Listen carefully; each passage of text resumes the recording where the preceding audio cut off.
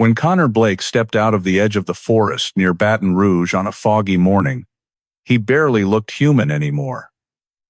Barefoot, skeletal thin, clothes torn to shreds, and eyes sunken as if they had never seen light.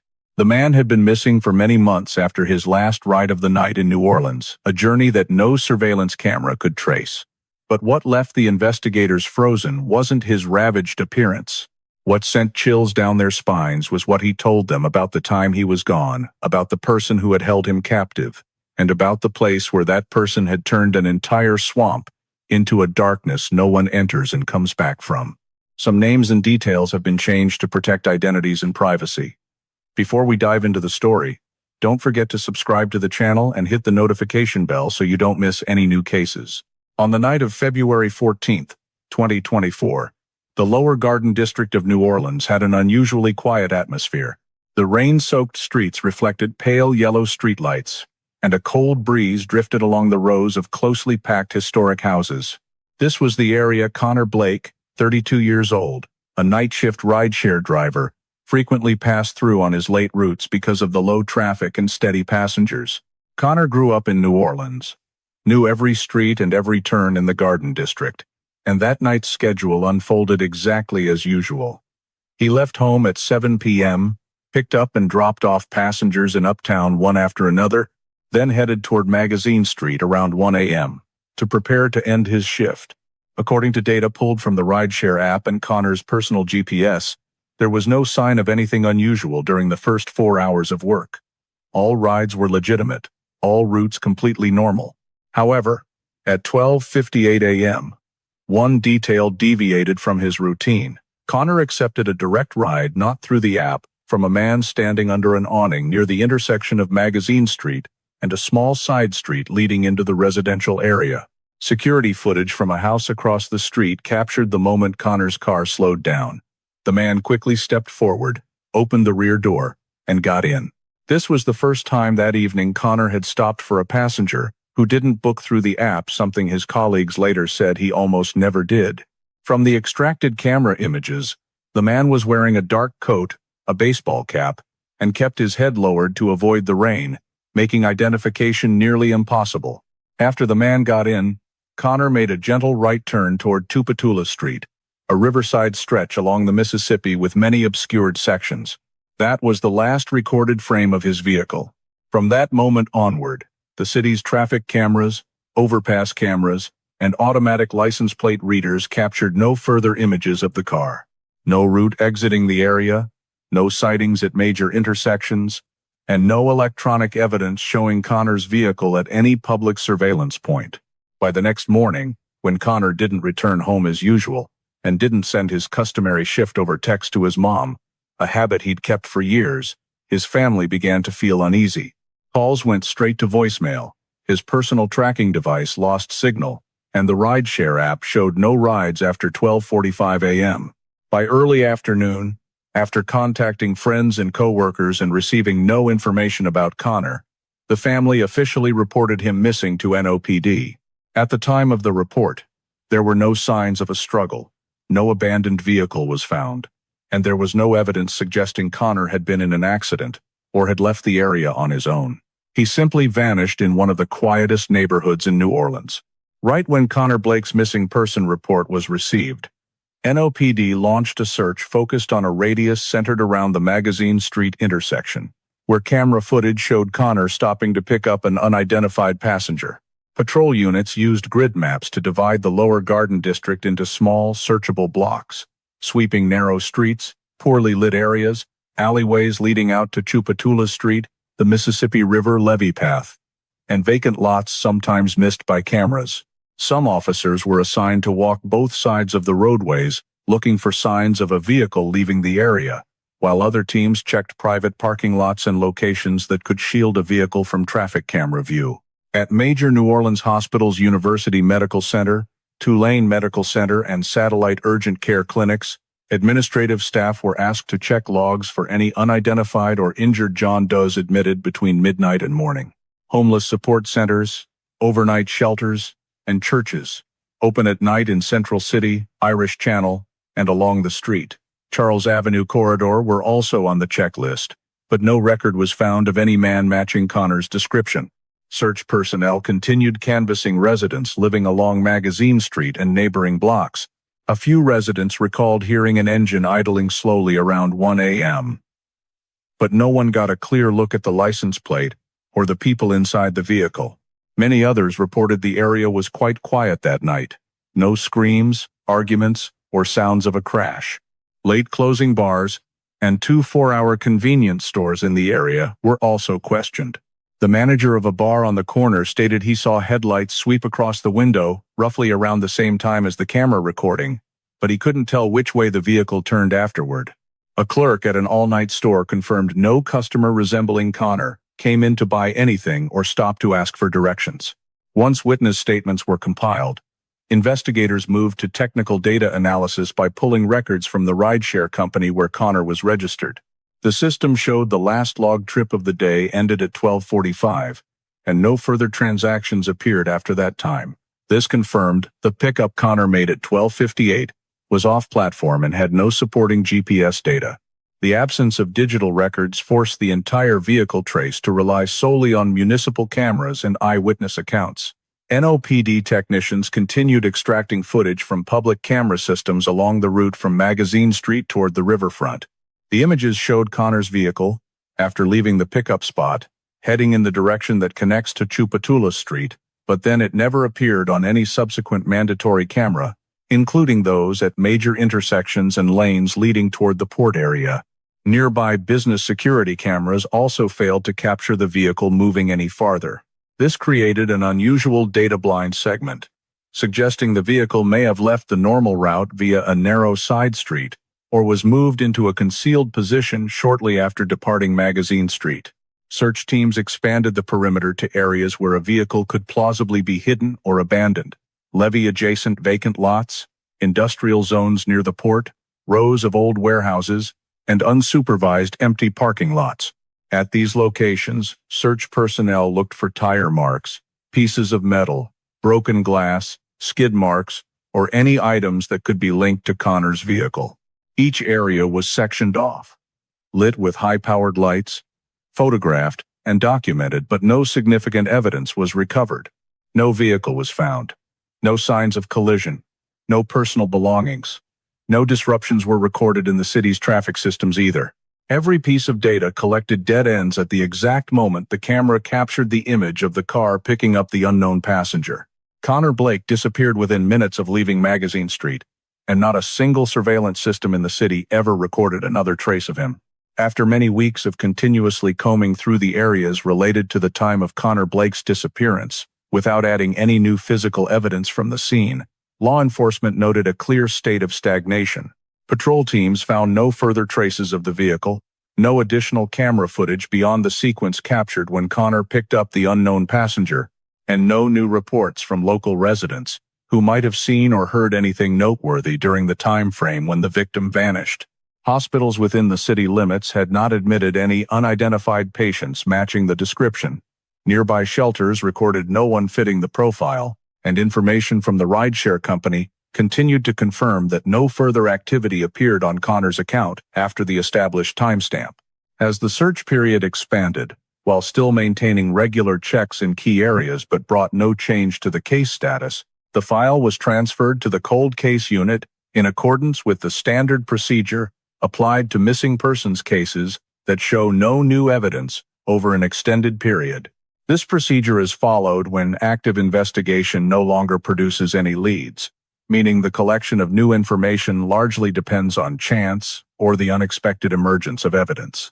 Upon receiving the file, the cold case unit team compiled all materials gathered since the case was first opened. Every report related to the route where the vehicle was last recorded, the list of areas that had been searched, drone photographs taken in support of the effort, camera data from roadways relevant to the vehicle's movement, consolidated logs of locations checked, such as public parking lots, riverside areas, the row of warehouses along Tchoupitoulas Street, as well as information on hospitals, social service facilities, and other locations considered possible places the victim might have visited, were all reorganized in chronological event analysis order. The assigned group reviewed each potential clue, created a timeline diagram and hypothetical movement map based on camera locations, nighttime traffic flow that evening, and comparisons with routes the vehicle would have had to pass through if it had remained within monitored areas. After this consolidation process, investigators from the unit expanded their analysis by cross-referencing Connor's case with records of missing rideshare drivers in the greater New Orleans area from previous years. The list included the three most similar cases, 2 incidents in New Orleans East that involved clear evidence of assault at the scene, and 1 case in Algiers tied to a personal dispute. These files were compared across criteria such as time of disappearance, nature of the final ride, presence of surveillance cameras along the route, degree of interruption in phone data, and the possibility that the perpetrator deliberately drove the vehicle to a blind spot in the surveillance system. When cross-analyzing these parameters, the investigative team found no overlap that would indicate a common pattern or a unified connection in method, motive, or route. Connor's case displayed a rare level of clean disappearance because it left no physical signs of conflict or accident and did not resemble any other missing persons case previously recorded among drivers in the same personate. Occupation, particularly the fact that the vehicle never appeared on any traffic camera after the pickup, even though the normal travel route through the area always passed multiple recording points. Deeper analysis based on occupational characteristics showed that missing persons cases involving rideshare drivers typically leave behind clues such as items left behind in the vehicle, signs of a struggle, unusual app exit behavior, or abrupt changes in direction before signal loss. Yet Connor's file was completely devoid of any such indicators. Investigators reached a preliminary conclusion that the disappearance lacked sufficient grounds to determine the nature of the incident, could not establish the vehicle's direction of travel after the last camera capture, could not identify any likely location where an incident might have occurred, and could not pinpoint specific signs of criminal involvement. The case was classified as missing person cause undetermined and remains in the cold case unit system in an active waiting status, to be updated only if and when new data from any source emerges that could alter the priority level of the investigation. At 6:12 a.m., in the suburban area of Baton Rouge along Government Street, where city residents commute to work every day in the still foggy early morning light, a man on his way to his shift spotted a figure lying on its side along the Tennepool roadside next to a dense patch of brush. At first, the witness thought it was just a homeless person resting, but as he got closer, he realized the body was barely moving. The clothing soaked through and caked with dirt and clinging tightly to the body, the exposed skin showing severe weight loss, especially the gaunt face and clear signs of hypothermia. Recognizing the dangerous situation, the man immediately called emergency services and guided the local medical team to the scene as quickly as possible. When Baton Rouge EMS personnel arrived, they determined the motionless man still had a very weak pulse and was in such an exhausted state that he could not keep his eyes open for more than a few seconds. The crew quickly began initial assessment, took vital signs, started IV fluids, applied warming measures, and used support equipment to get the victim onto the stretcher. The transport had to be done with extreme care because the victim's entire body displayed countless scrapes, bruises, and long-standing skin injuries, indicating a prolonged period of physical deterioration. Upon arrival at Baton Rouge General Hospital, the medical team conducted a full examination and collected identifying data. Although the victim's body was severely emaciated, the facial structure and several distinctive features gave them a basis to cross-reference with the city's missing persons database to verify identity. The process was carried out according to protocol as the hospital forwarded biometric identification information to the appropriate authorities. The East Baton Rouge Parish Identity Query System quickly triggered a match alert with a missing person file originating from New Orleans, and immediate contact was established with NOPD to inform them that a man matching the description had just been found in critical condition in Baton Rouge. When New Orleans authorities received the information, they immediately dispatched representatives to Baton Rouge to conduct direct verification. At the hospital, the medical report documented that the victim exhibited multiple signs of severe dehydration, advanced malnutrition, overlapping old and new wounds, and certain injuries indicating the man had traveled through rough terrain over a long distance. All signs were consistent with the hypothesis that this man had endured a prolonged survival ordeal in a harsh environment without medical care. Once the identity was positively confirmed to match the New Orleans missing person file, NOPD's full attention immediately shifted to the critical question: when and how had this man escaped from wherever he was being held in order to reach Baton Rouge in such an exhausted state? To establish a timeline, the investigative team combined information from biometric data, metabolic condition as recorded in lab results, and the rate of physical deterioration as described by specialist physicians. The medical report clearly determined that the victim had not received adequate food or water for an extended period before being discovered. Fresh scrapes on the legs and forearms, along with patches of soil adhering to the clothing that could be identified as belonging to the type of soil common in swamp areas many kilometers from Baton Rouge, helped authorities reasonably conclude that the victim had traveled under his own power in conditions with no assistance. Based on the physiological state of the body, the medical team concluded that the victim had likely escaped from the place of confinement sometime between 24 and 72 hours before being found by the public, as the signs of hypothermia, delirium, and extreme exhaustion indicated the body had gone through a continuous period of movement, accompanied by severe energy deficit. After receiving the preliminary medical conclusion, NOPD upgraded the case, which had previously been classified as a cold case, to a serious criminal investigation. This changed the entire handling protocol, because the reappearance of the victim provided living evidence that the matter was no longer an unexplained disappearance, but showed indicators of criminal conduct involving confinement, starvation, or cruel treatment. The update from Baton Rouge General Hospital was transmitted to NOPD's investigative system, and all documents related to the disappearance of Connor Blake were fully reactivated to support the expanded investigation. The confirmation that the victim was still alive meant the file no longer met cold case criteria due to the emergence of new data, and the case was transferred to the jurisdiction of the department specializing in serious crimes to handle situations involving signs of violence, unlawful confinement, or acts endangering life. Authorities noted the moment of the victim's reappearance as a key milestone to help reconstruct the possible sequence of events from the time the man vanished in the Lower Garden District until he was found in Baton Rouge. When the file was elevated to active criminal investigation status, the entire case handling system was activated according to the standard for incidents potentially involving violent criminal behavior.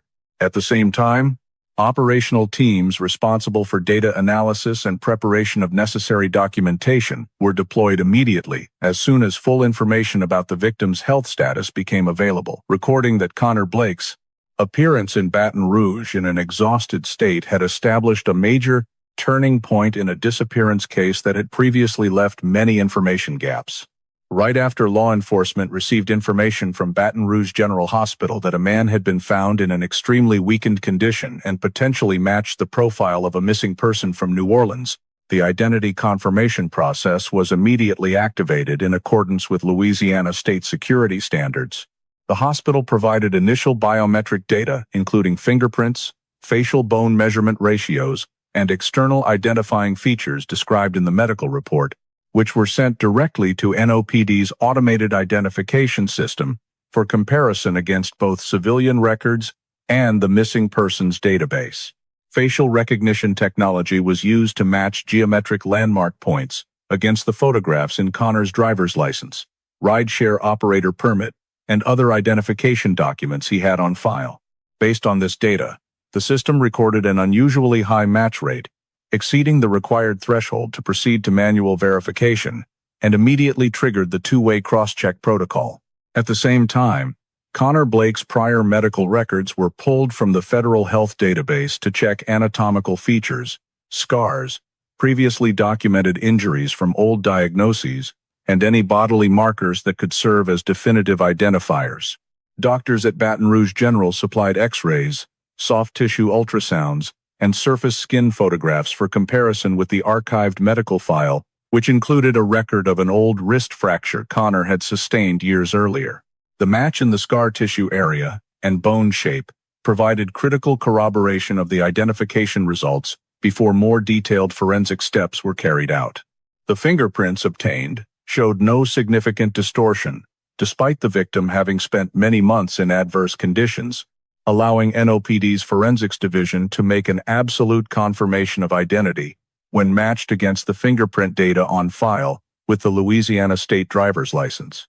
When all three identification systems, biometric data, medical records, and civil records achieved a 100% match rate, NOPD issued an official report confirming that the man receiving treatment in Baton Rouge was Connor Blake, the individual who had been listed as missing from New Orleans many months earlier.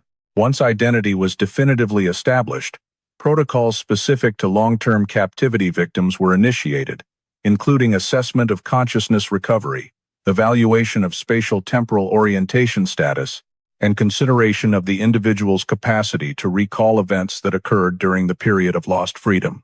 The investigative team contacted the clinical psychology department at Baton Rouge General to conduct a preliminary evaluation of the victim's mental stability, thereby determining the appropriate pace for deploying the statement-taking process to avoid any negative impact on his already severely compromised physical and psychological condition.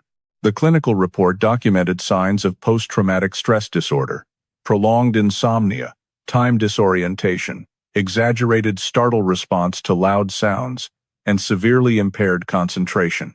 Nevertheless, the victim still maintained the ability to respond, albeit slowly and deliberately, to simple questions related to personal identity, such as confirming his name, age, and usual place of residence. This was the prerequisite condition for law enforcement to proceed with the structured, step-by-step statement-taking protocol designed for cases involving victims held for extended periods in harsh environments.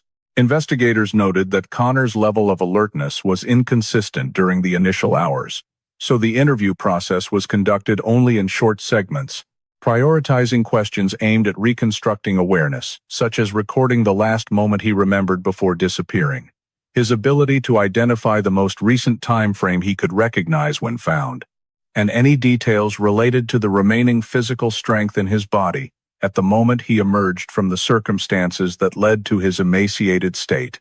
The hospital simultaneously conducted neurological function assessments to determine whether there was any traumatic brain injury or long-term damage affecting the victim's communication ability. Neurologists concluded there were no significant structural injuries, allowing the investigating agency to plan a methodical, step-by-step approach to gathering information while still ensuring the safety of the victim's health. All data collected from the hospital room was forwarded directly to NOPD to build the foundational case file, from which preparations could begin for operational procedures involving event reconstruction, survival conditions analysis, and establishing the timeline of the sequence of events that led to Connor being found in Baton Rouge. The definitive establishment of identity and the initial assessment of the victim's cognitive capacity formed the foundation for the entire information-gathering process, while also strengthening the legal element to determine that the disappearance no longer bore the characteristics of an event of unknown cause, but instead carried all the hallmarks of prolonged deprivation of liberty. Connor Blake's medical record at Baton Rouge General Hospital documented an extensive and complex catalog of injuries, indicating that the body had endured a prolonged series of impacts under conditions of deprivation, adversity. Doctors described the overall physical state as one of severe emaciation, with body weight reduced by more than 22% compared to pre-disappearance averages, nearly complete loss of subcutaneous fat, marked muscle atrophy, and dry, cracked skin, showing signs of prolonged nutrient deficiency. The arms and legs displayed numerous shallow scrapes, interspersed with deeper, still red ones, along with bruises of varying sizes on the upper arms, shoulders, and both flanks. Fingernails were unevenly long, showing signs of splitting and tearing from scraping against hard surfaces. Several nails exhibited characteristic white lines, indicative of long-term nutritional disturbance and protein deficiency. Around the ankles and wrists were old, faint circular indentations, colors ranging from light brown to yellowish, characteristic of skin tissue subjected to continuous pressure over an extended period. The neurologist's report noted slowed motor reflexes, mild lower extremity tremor when standing, and transient loss of balance, suggesting the nervous system had gone through a period of vitamin B group deficiency, essential for maintaining nerve signal conduction. Additionally, the back showed darkened, calloused patches of skin, identified as the result of prolonged contact with hard, cold surfaces, causing repeated minor impact injuries.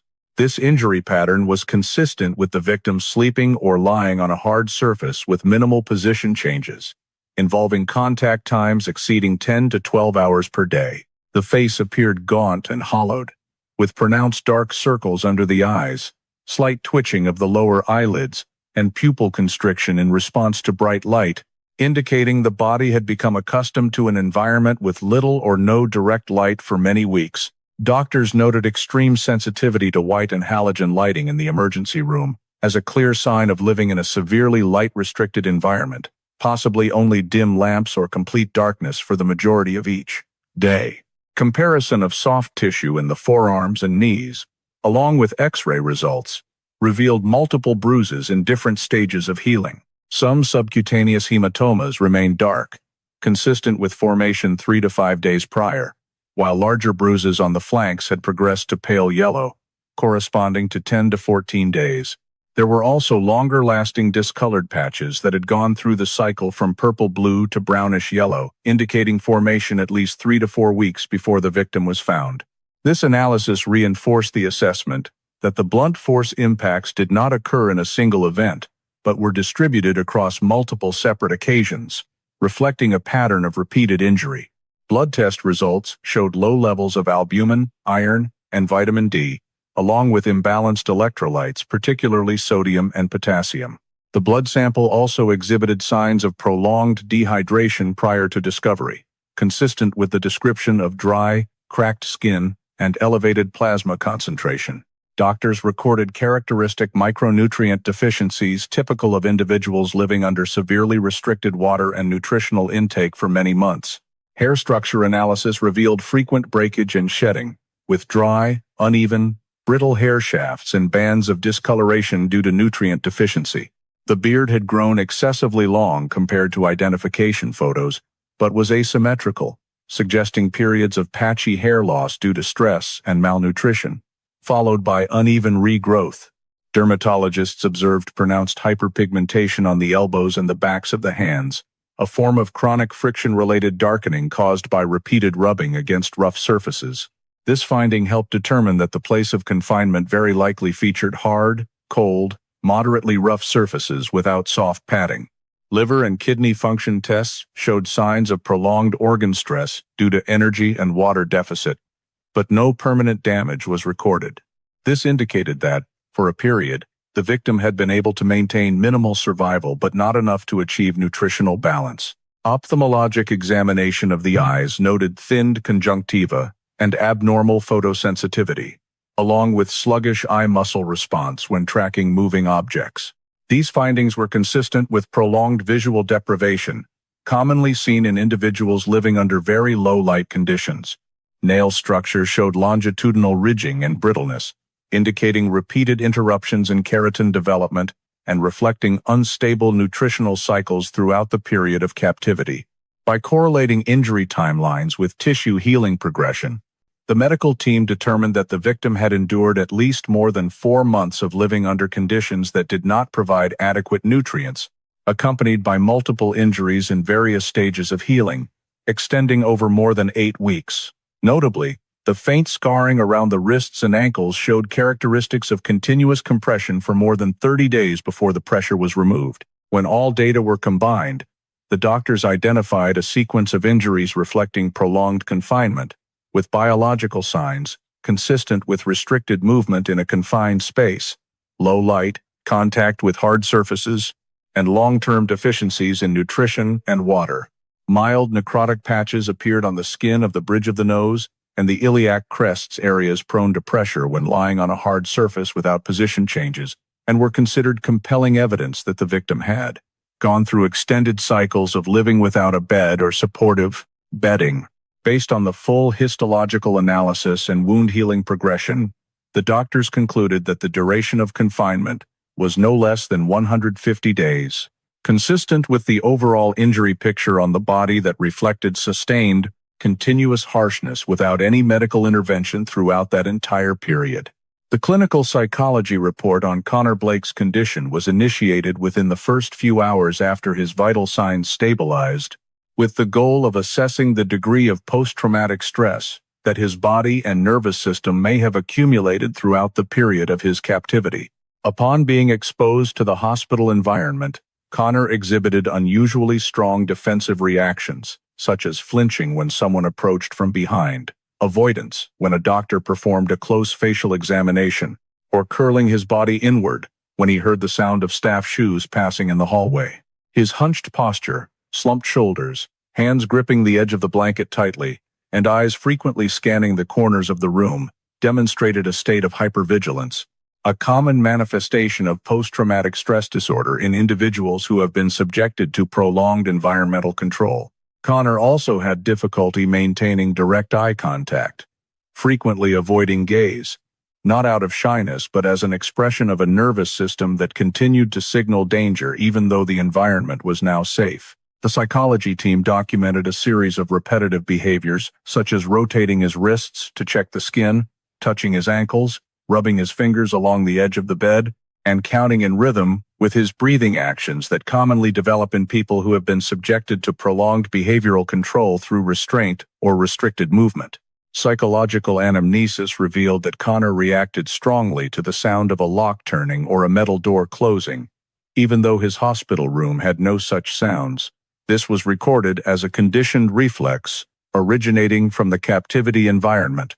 Regarding his sense of time perception, Connor displayed severe disorientation. When asked about the most recent moment he remembered being fully conscious, his answers were vague, often mixing day and night, indicating that his time perception system had gone through a long period of living in a light-deprived environment, which disrupted his circadian rhythm. When asked to describe the moments before he was discovered in Baton Rouge, he tried to recall, but the memory chain was fragmented.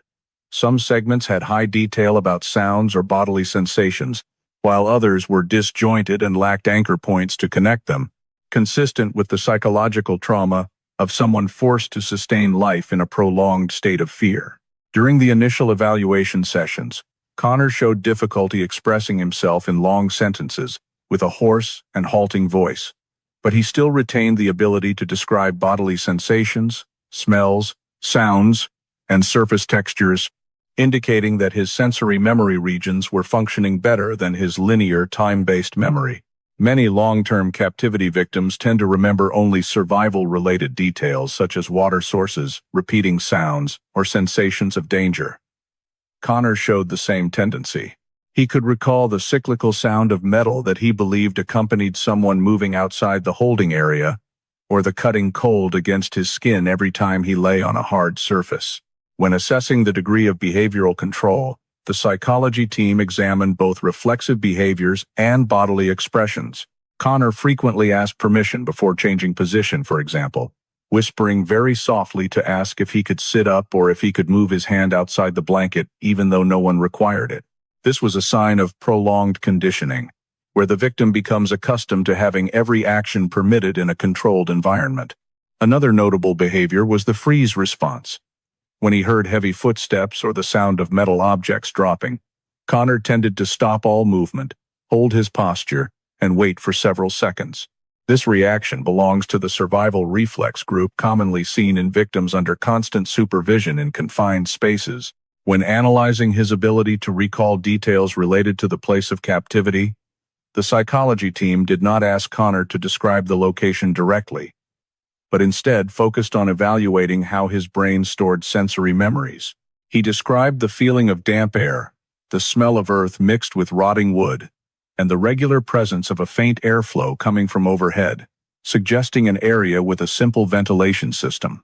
When asked about light, he stated that light was usually not continuous and only appeared when there was distant metal noise, allowing doctors to conclude that the captivity environment had low light levels for most of the time, affecting the victim's biological clock. His ability to reconstruct three-dimensional space was limited. Whenever asked to imagine the structure of the holding place again, Connor could only describe the relative distance between himself and the wall, but could not recreate the surrounding layout. This was consistent with him possibly having been kept in a narrow, dark structure that did not allow a full view of the surroundings.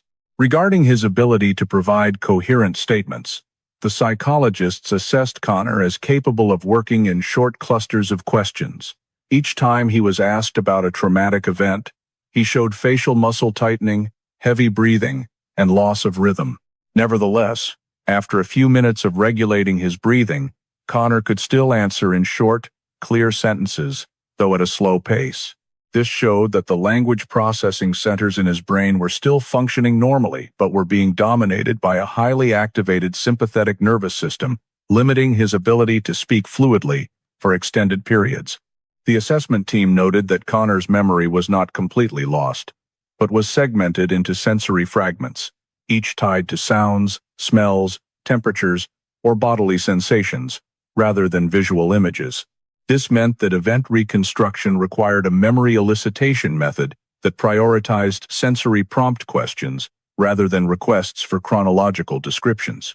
Connor's ability to recognize his current context was good.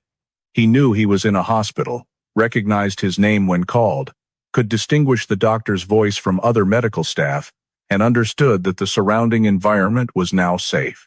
However, this stability did not last long in each evaluation session. After about 20 to 30 minutes, Connor showed signs of fatigue, a weaker voice, and slower responses, reflecting the prolonged exhaustion that his body had not yet recovered from. All the psychological data collected indicated that Connor was capable of providing statements, but only within strictly controlled limits regarding duration, question intensity, and avoidance of trauma triggers. The analysis of behavior, sensory memory, and psychological endurance threshold at this stage played a crucial role in determining the approach method that would preserve Connor's mental health throughout the investigation process. When the questioning process began with short, direct questions, Connor started recounting the moment he was approached, and his description showed that the off-app ride was the direct link that led him into the prolonged captivity. According to his fragmented but consistent memory, the man who signaled him to stop appeared in an unusually tense state, constantly looking around as if afraid of being followed. When he opened the door and stepped into the back seat, he didn't settle back right away, but kept his head low, using the brim of his cap to cover most of his face, while keeping one hand inside his thick jacket pocket, pressing hard on something rigid-shaped, as though ready to pull it out if needed. Connor sensed this abnormality, but didn't have enough reason to refuse, since the man only requested a ride to an area near the riverbank, which wasn't far from the routes he was already running. Once the car started moving, the man instructed Connor not to take the main road but to turn into a smaller side branch where there were fewer surveillance cameras, giving the reason that he wanted to avoid traffic. However, his tone was more commanding than suggestive. Connor described the voice as low, suppressed, lacking normal rhythm like someone who had been under stress for many hours and had barely slept. As the car went deeper into the poorly lit area, the man revealed the first piece of his identity. He was a suspended police officer, facing bribery charges related to a protection racket for small criminal groups in the city. Connor's statement clearly recorded that he didn't claim to be innocent. He only said he didn't want to get caught, along with an admission that he had fled before an official warrant was issued. This made his panicked appearance understandable. Every camera could already be under internal affairs surveillance, and he was looking for a way to leave New Orleans as quickly as possible. Connor recalled the shift in atmosphere after this confession. The man leaned forward, placed a hand on the back of Connor's seat, lowered his voice, and demanded that Connor turn off the Rideshare app if it was still running, and remove his phone from the mount. Connor complied under duress because he felt the man's other hand remained in position to draw a weapon at any moment. When the car entered the boundary area between the Lower Garden District and the Riverside Industrial Zone, he ordered Connor to pull over right next to an old concrete wall. The moment the car stopped, he reached forward, clamped Connor's neck from behind the seat, and forced his head down against the steering wheel.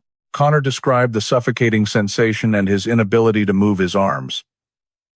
The man simultaneously used his elbow to pin Connor's back tightly, rendering him completely unable to resist.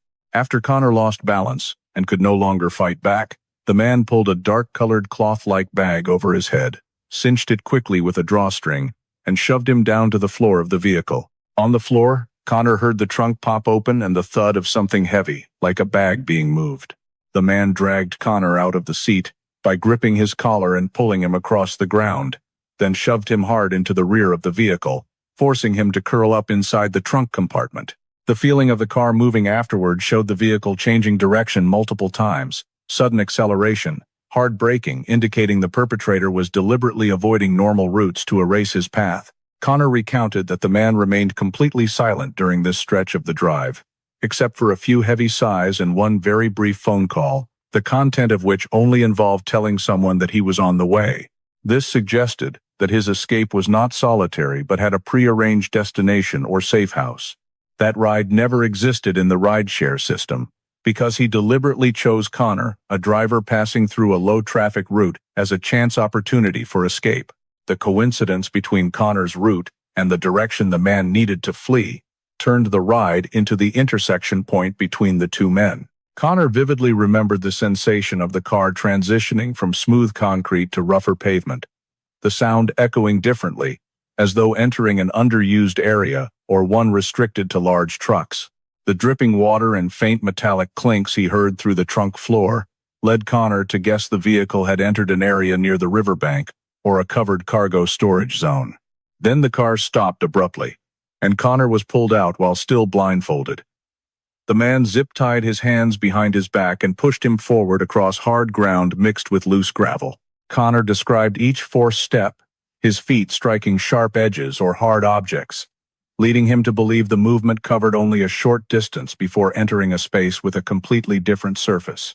This memory marked the moment Connor realized the abduction was not a spontaneous act, but part of a calculated escape plan. The man had selected a random driver to conceal his movements, using the ride as cover to travel through the city without leaving electronic traces, then subdued him at the point where cameras no longer reached. Connor's statement showed that the perpetrator had used the ride as the opening phase of his exit from New Orleans, while simultaneously eliminating the only witness who knew his real direction of travel.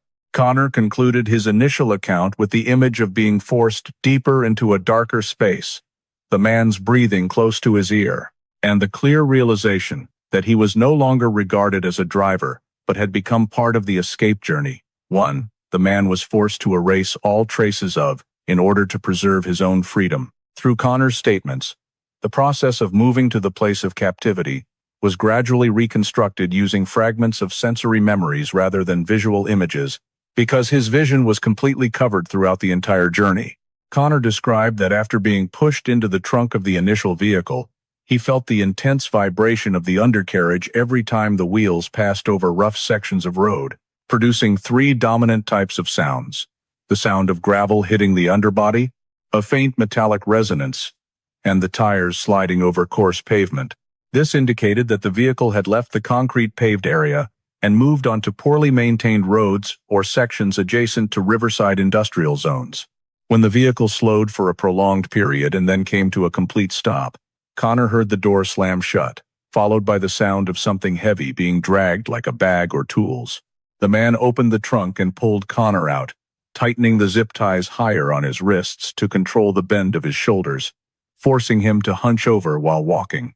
The process of being forced to walk across a stretch of dirt mixed with gravel lasted only a few dozen steps, after which the surface under his feet changed to a sheet metal-like floor that produced a hollow sound when stepped on.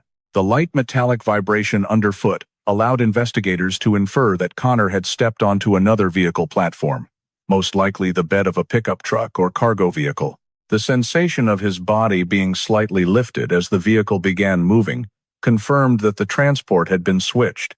Connor described this change very clearly in his memory because the vibration of the new vehicle was completely different from the previous one. Stronger side-to-side shaking, the body jolting hard when hitting large potholes, and a deep, heavy, steady engine sound characteristic of diesel-powered vehicles. The man pushed Connor into a corner of the truck bed and covered him with a thick material that had a rough surface, a damp smell, and a faint odor of oil, likely an industrial-grade tarp. As the vehicle traveled, Connor sensed continuous changes in terrain. The first stretch was prolonged rough road, followed by a flatter and smoother section. indicating the vehicle had entered a major highway or interstate. He clearly remembered the tires producing a steady, even sound, with no more gravel kicking up against the undercarriage, meaning that portion of the drive was on asphalt. The sound shifted repeatedly between closed and open states, showing the vehicle passed over numerous small bridges spanning canals or sections with expansion joints. The spacing between repeating echoes helped the investigative team visualize that the vehicle had entered the feeder system toward the I-10 corridor, the stretch connecting New Orleans and Baton Rouge, which features many small bridges and road surfaces that create distinctive resonance. Connor did not hear loud traffic horns or the sound of trucks running parallel, indicating the man deliberately chose a less trafficked route, possibly running parallel to the interstate, but not merging into the main flow. As the drive continued longer, Connor began to notice changes in the air. Drafts slipping through gaps in the tarp carried the smell of damp earth, rotting vegetation, and stagnant water, completely different from the initial oil and metal odors. This was a crucial detail because that combination of smells only appears in swamp regions or areas dense with canals and bayous. When aligned with the direction of travel from New Orleans, the area producing those odors lies toward the Atchafalaya Basin, the largest swamp region in the United States. Connor described in his statement that the humidity increased noticeably, the air became thicker, and every time the vehicle stopped for an extended period, he heard a low, steady background drone resembling the insect chorus in wet, densely canopied areas. This insect sound was not the familiar sound of urban crickets or cicadas, but a broad, thick, ambient layer, closer to the sound profile of species living in brackish water zones. Connor also heard water gently slapping against metal surfaces whenever the vehicle tilted or took sharp turns, as though the vehicle was traveling on roads near low-lying areas or close to the edge of ponds or lakes. These interspersed sounds were key to determining the general direction of travel. When analyzed along the New Orleans-Baton Rouge-Lafayette axis, the only region matching the acoustic characteristics Connor described is the northeastern gateway of the Atchafalaya Basin, where vast swamp systems surround Highway 190 and secondary roads leading into ecological preservation zones. In his account, Connor could not specify exact days or hours, but he described the cycles of vehicles shaking over long periods. He estimated through bodily sensation that the longest continuous driving stretch lasted between 3 and 5 hours, because his shoulders and back shifted into aching phases in cycles similar to those he had experienced on long car rides in the past. He described 2 major stops.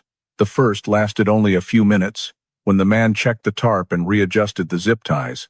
The second was longer, involving the sound of the tailgate opening, items being pulled out, and footsteps stepping into mud. This second stop left him with a sharp increase in humidity and the thick, stagnant water smell enveloping the tarp, leading to the conclusion that the vehicle had entered the edge of the swamp, where the ground was soft and the truck bed tilted slightly when the man jumped down. The relative timing of the 2 stops was recorded by Connor through sensations of hunger, thirst, and abdominal cramping.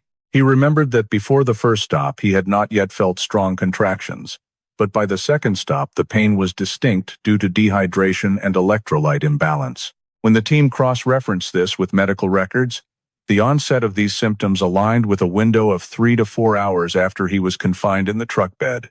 This allowed investigators to establish that the journey to the swamp area lasted at least 4 hours, consistent with the distance from New Orleans to the edge of the Atchafalaya Basin via secondary routes. Connor also described the engine sound gradually decreasing before the vehicle came to a final stop, followed by the sound of a manual lever-style latch being opened, not an electric lock, indicating that the facility where the man brought him was not a standard residence or modern-equipped structure. The ground under his feet when he was pulled out felt like dirt mixed with tree roots, uneven, unlike a concrete yard. The air after leaving the vehicle was much heavier, carrying moisture, mud, decaying leaves, and especially a faint sour smell of long damp wood. All the descriptions pointed to the destination lying deep within the swamp ecosystem of the Atchafalaya Basin, where hundreds of secondary trails exist that can only be identified through local knowledge and are not part of major transportation routes. Isolating each time marker in Connor's statement, based on bodily sensations, Cycles of aching, muscle cramps, degree of dry mouth, and fatigue signs helped establish the sequence of movement with relative accuracy, reconstructing the route from the city to the swamp layer by layer through the fragmented sensory information he retained in memory. In his statement about the period of captivity, Connor described the structure of the space where he was confined as a rudimentary underground or near-ground level chamber built from mixed materials including old wood, corrugated metal, and planks secured with rusty nails. The space was extremely narrow, with a width just enough for one person to sit with knees drawn up, and a length sufficient to lie on one side but not to stretch out fully. The ceiling was low and cold, often dripping water through gaps above, creating a steady dripping sound that soaked into the ground below. There were no windows, only a long, narrow slit running close to the ceiling through which faint light occasionally entered, but never enough to discern the time of day. The air was saturated with a musty, moldy smell mixed with rotting wood and swamp mud, making deep breathing difficult. Connor recounted that the floor was packed earth mixed with dry tree roots, uneven, and every time he shifted his weight, the surface emitted a faint crackling sound from rotting roots. Inside the chamber there was only an old plastic drum used to hold water or waste, though it was usually empty. There were no living amenities, no bed, no mat.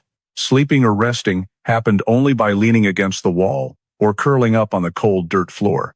The only exit was a thin metal door set close to the ground, secured from the outside with a sliding bolt, and every time it opened it produced a distinctive metallic screech that Connor remembered clearly because it always woke him in any situation. Connor described that the perpetrator would regularly step down or crawl through a small slope to enter the chamber, suggesting the door was either flush with the floor of a larger structure or attached directly to a deep-dug pit. These descriptions indicated that the confinement space was not a complete room but more like a makeshift bunker constructed inside a swamp area. Regarding forced labor, Connor stated that he was not kept continuously locked in the chamber, but was frequently dragged outside to perform tasks aimed at maintaining the perpetrator's shelter. These tasks included clearing mud and overflow water around the tent or larger bunker where the perpetrator lived, gathering dry branches for fuel, digging small trenches to redirect water during the rainy season, and moving heavy objects such as containers or burlap sacks. Whenever he was taken outside, Connor's hands were always bound or forced to stay in front of his stomach, with a rope tied to his wrists and connected to the perpetrator's hand to control distance. Connor described that whenever he moved too slowly or failed to meet the man's expectations, the perpetrator would often strike him hard on the back and thighs with the butt of a gun or a wooden stick. The multicolored bruises documented in the medical record were consistent with this description. He also required Connor to carry water from shallow puddles back to the bunker, even though the water was filthy, fishy-smelling, and full of mud, solely for purposes such as flushing the sleeping area or softening mud to seal gaps. The tasks were usually carried out in silence, and any talking or questioning from Connor led to violent reactions.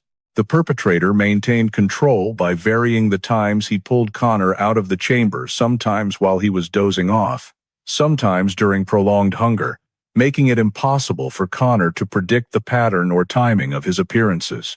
Inside the confinement chamber, he would often open the door abruptly to startle him, as a way of sustaining fear. On many occasions, Connor was forced to stand against the wall in complete darkness for hours as punishment for doing something wrong or simply because the man felt angry. When taken outside for tasks, Connor sensed the surrounding environment was full of mud, low-lying terrain, tall tree trunks rising high, and a sky almost completely obscured by the canopy, preventing him from seeing the sun to tell time. Every step he took produced a sinking sound, indicating soft, unreinforced ground. Connor said the perpetrator often used rope to tie around his arms or waist, and then pulled him along like an object, and when he slipped, the man would strike the back of his neck or back hard to force him to stand up again. These blows were typically aimed at points that did not cause life-threatening injury, but produced prolonged pain, consistent with the goal of breaking down his spirit. The perpetrator's operational pattern over many months alternated between isolation and forced labor. Each day, Connor never knew how long he would be left to starve or when he would receive even a little water to drink.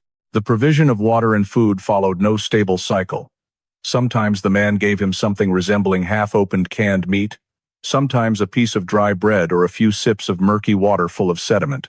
The daily water intake Connor described was very low, consistent with the dehydration recorded in the medical file.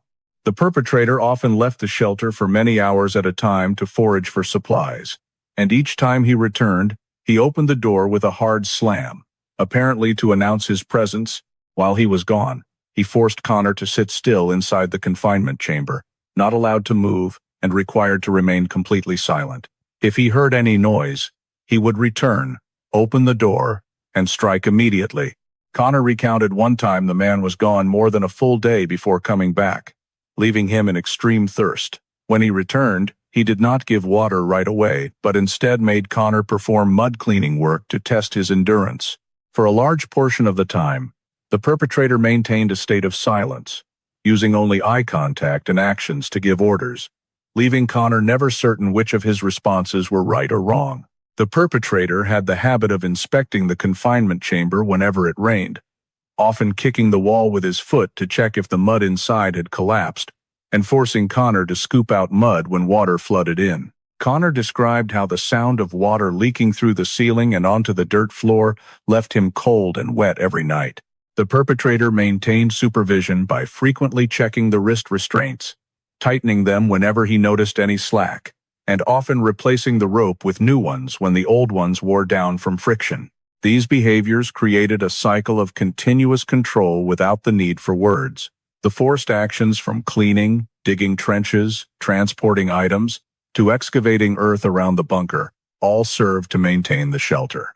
Connor stated that the perpetrator had hiding habits like someone accustomed to swamp life.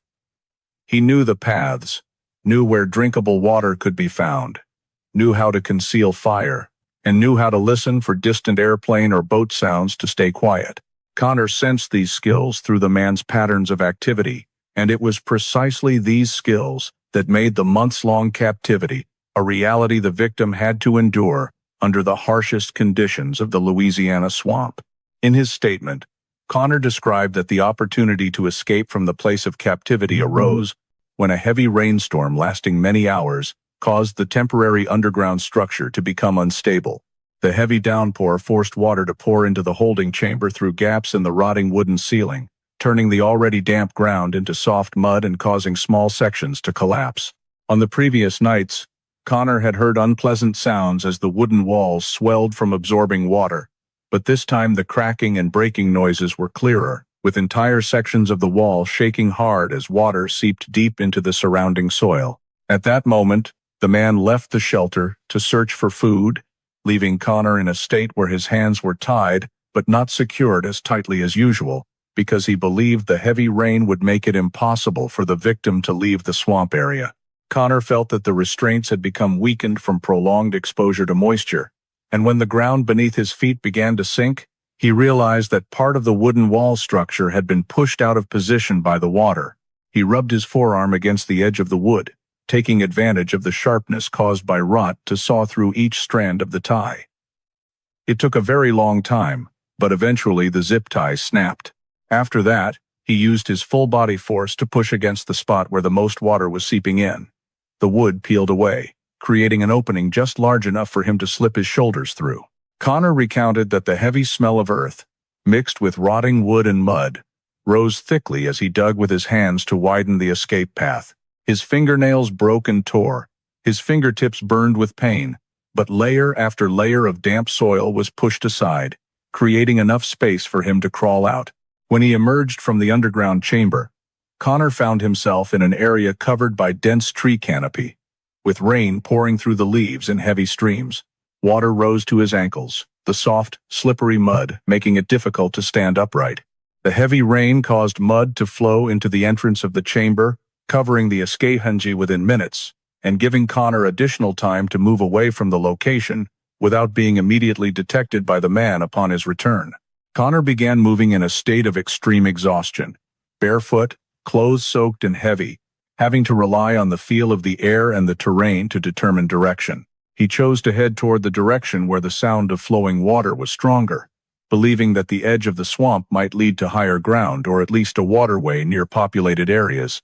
The journey through the swamp took place under extremely dangerous conditions.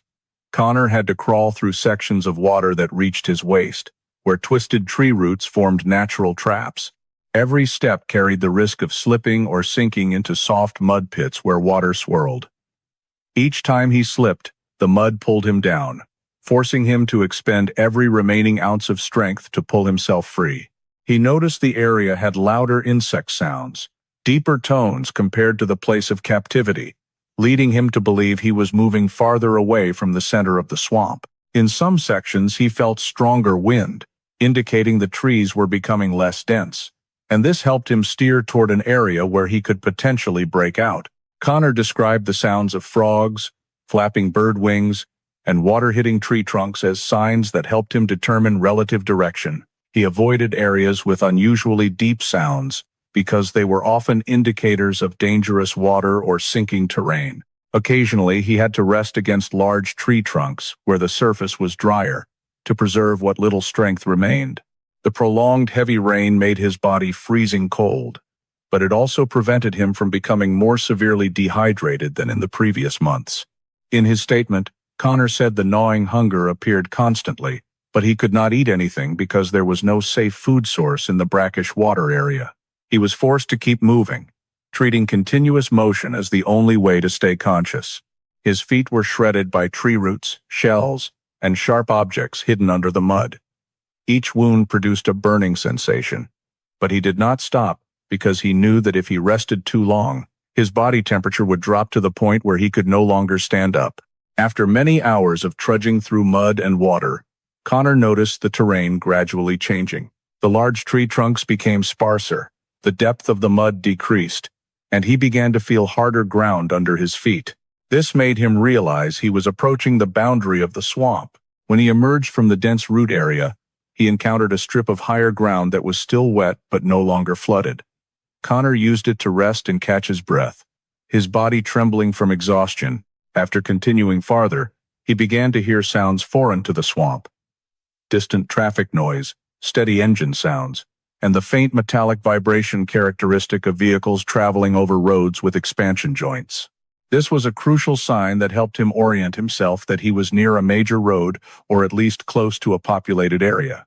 Connor followed the direction of the sounds, even though his feet ached so badly that every step felt like burning. When he crossed the final patch of tall grass, he saw faint light reflected through the thinning tree canopy, the streetlights of Baton Rouge. Connor kept walking, but his body had almost no strength left. He faced the final stretch of dirt road leading to Government Street, where car headlights cut through the mist. He tried to step into the line of sight of drivers by leaning against a low bush, then collapsed onto the roadside area. All his remaining effort went into keeping his eyes open, but his body was too depleted. He lay on his side to avoid suffocating in the remaining mud. The last sounds he remembered were the rapid footsteps of people approaching and calls for help from a few meters away, before his mind sank into deep unconsciousness. Connor was discovered by local residents in severe exhaustion on the roadside in Baton Rouge that morning, ending a days-long survival journey through darkness and mud after escaping the place of captivity. The process of pinpointing the suspected area based on Connor's statement was carried out by analyzing all the data he provided about sounds, terrain, humidity, wind levels, air smells, and the sequence of ground surface changes he described during the short interview sessions. The analysis team broke down each sensory element into groups of information that could be converted into field-verifiable data. The brackish water smell, the deep insect drone, the light slapping of water against hard objects, the characteristic vibration of expansion-jointed road surfaces, the gradually increasing humidity, the shift from root-tangled earth to soft mud, and the wind muffled by low tree canopy were all fed into a layered terrain model to identify matching zones within the Louisiana swamp region. Investigators created maps starting from an estimated point of origin in the northeast Atchafalaya Basin, and following the direction of travel, Connor perceived through the fading and eventual complete disappearance of distant traffic. Sounds. These characteristics aligned with areas lying among dense canopied swamp branches and shallow water systems interspersed with exposed roots, which produce an acoustic environment matching the victim's description. When grouping sounds, The team focused on the low, continuous insect calls characteristic of deep swamp interiors rather than the higher-pitched sounds found at the edges. This narrowed the search to zones with the greatest vegetative cover, where sunlight penetration was reduced to the lowest levels. This information, combined with Connor's description of thick rotting wood smell and heavy moist air, helped define areas with dense ground vegetation, high humidity, and minimal wind.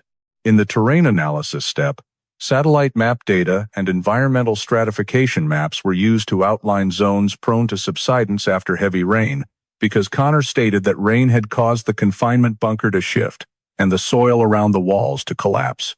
Only regions with deep mud-structured soil that could be easily eroded and form mud pockets beneath root layers matched his description.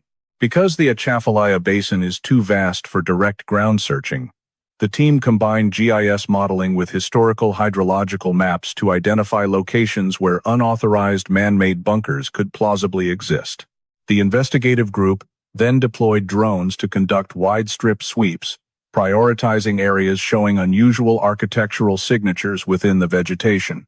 The drones were equipped with infrared cameras and thermal sensors, enabling detection of man-made structures, even small material clusters or objects with heat signatures differing from the surroundings.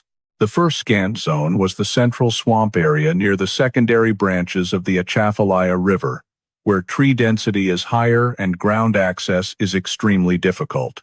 Drone analysis revealed several anomalies: patches of canopy that had been pushed aside in roughly circular patterns, often a sign of an object that had rested on the ground for a prolonged period. 3 areas also showed unnatural interruptions in the route mat, forming narrow, connected paths resembling frequently trampled foot trails. These paths were not straight like animal trails, but zigzagged in a manner consistent with a person moving to avoid hazardous terrain. These findings were cross-referenced with Connor's account of stepping over uneven root surfaces and the changing depth of the mud. Investigators added layered humidity data for both high and low elevations. In the Atchafalaya Basin, only areas with sufficiently firm soil to support a human-constructed bunker over many months fell within the feasible range, as deep bog zones do not allow stable structures to remain intact for extended periods. Using the environmental data collected by the drones, the team identified a relatively flatter patch of ground situated between 2 major root lines, where water pooled less during rain, matching Connor's description of the floor occasionally feeling slightly drier on a few rare days.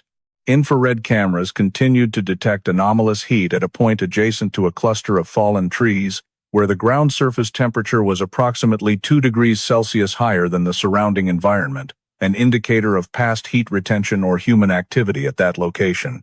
After delineating the anomalous signatures, the layered mapping group simulated the movement path Connor described in his statement.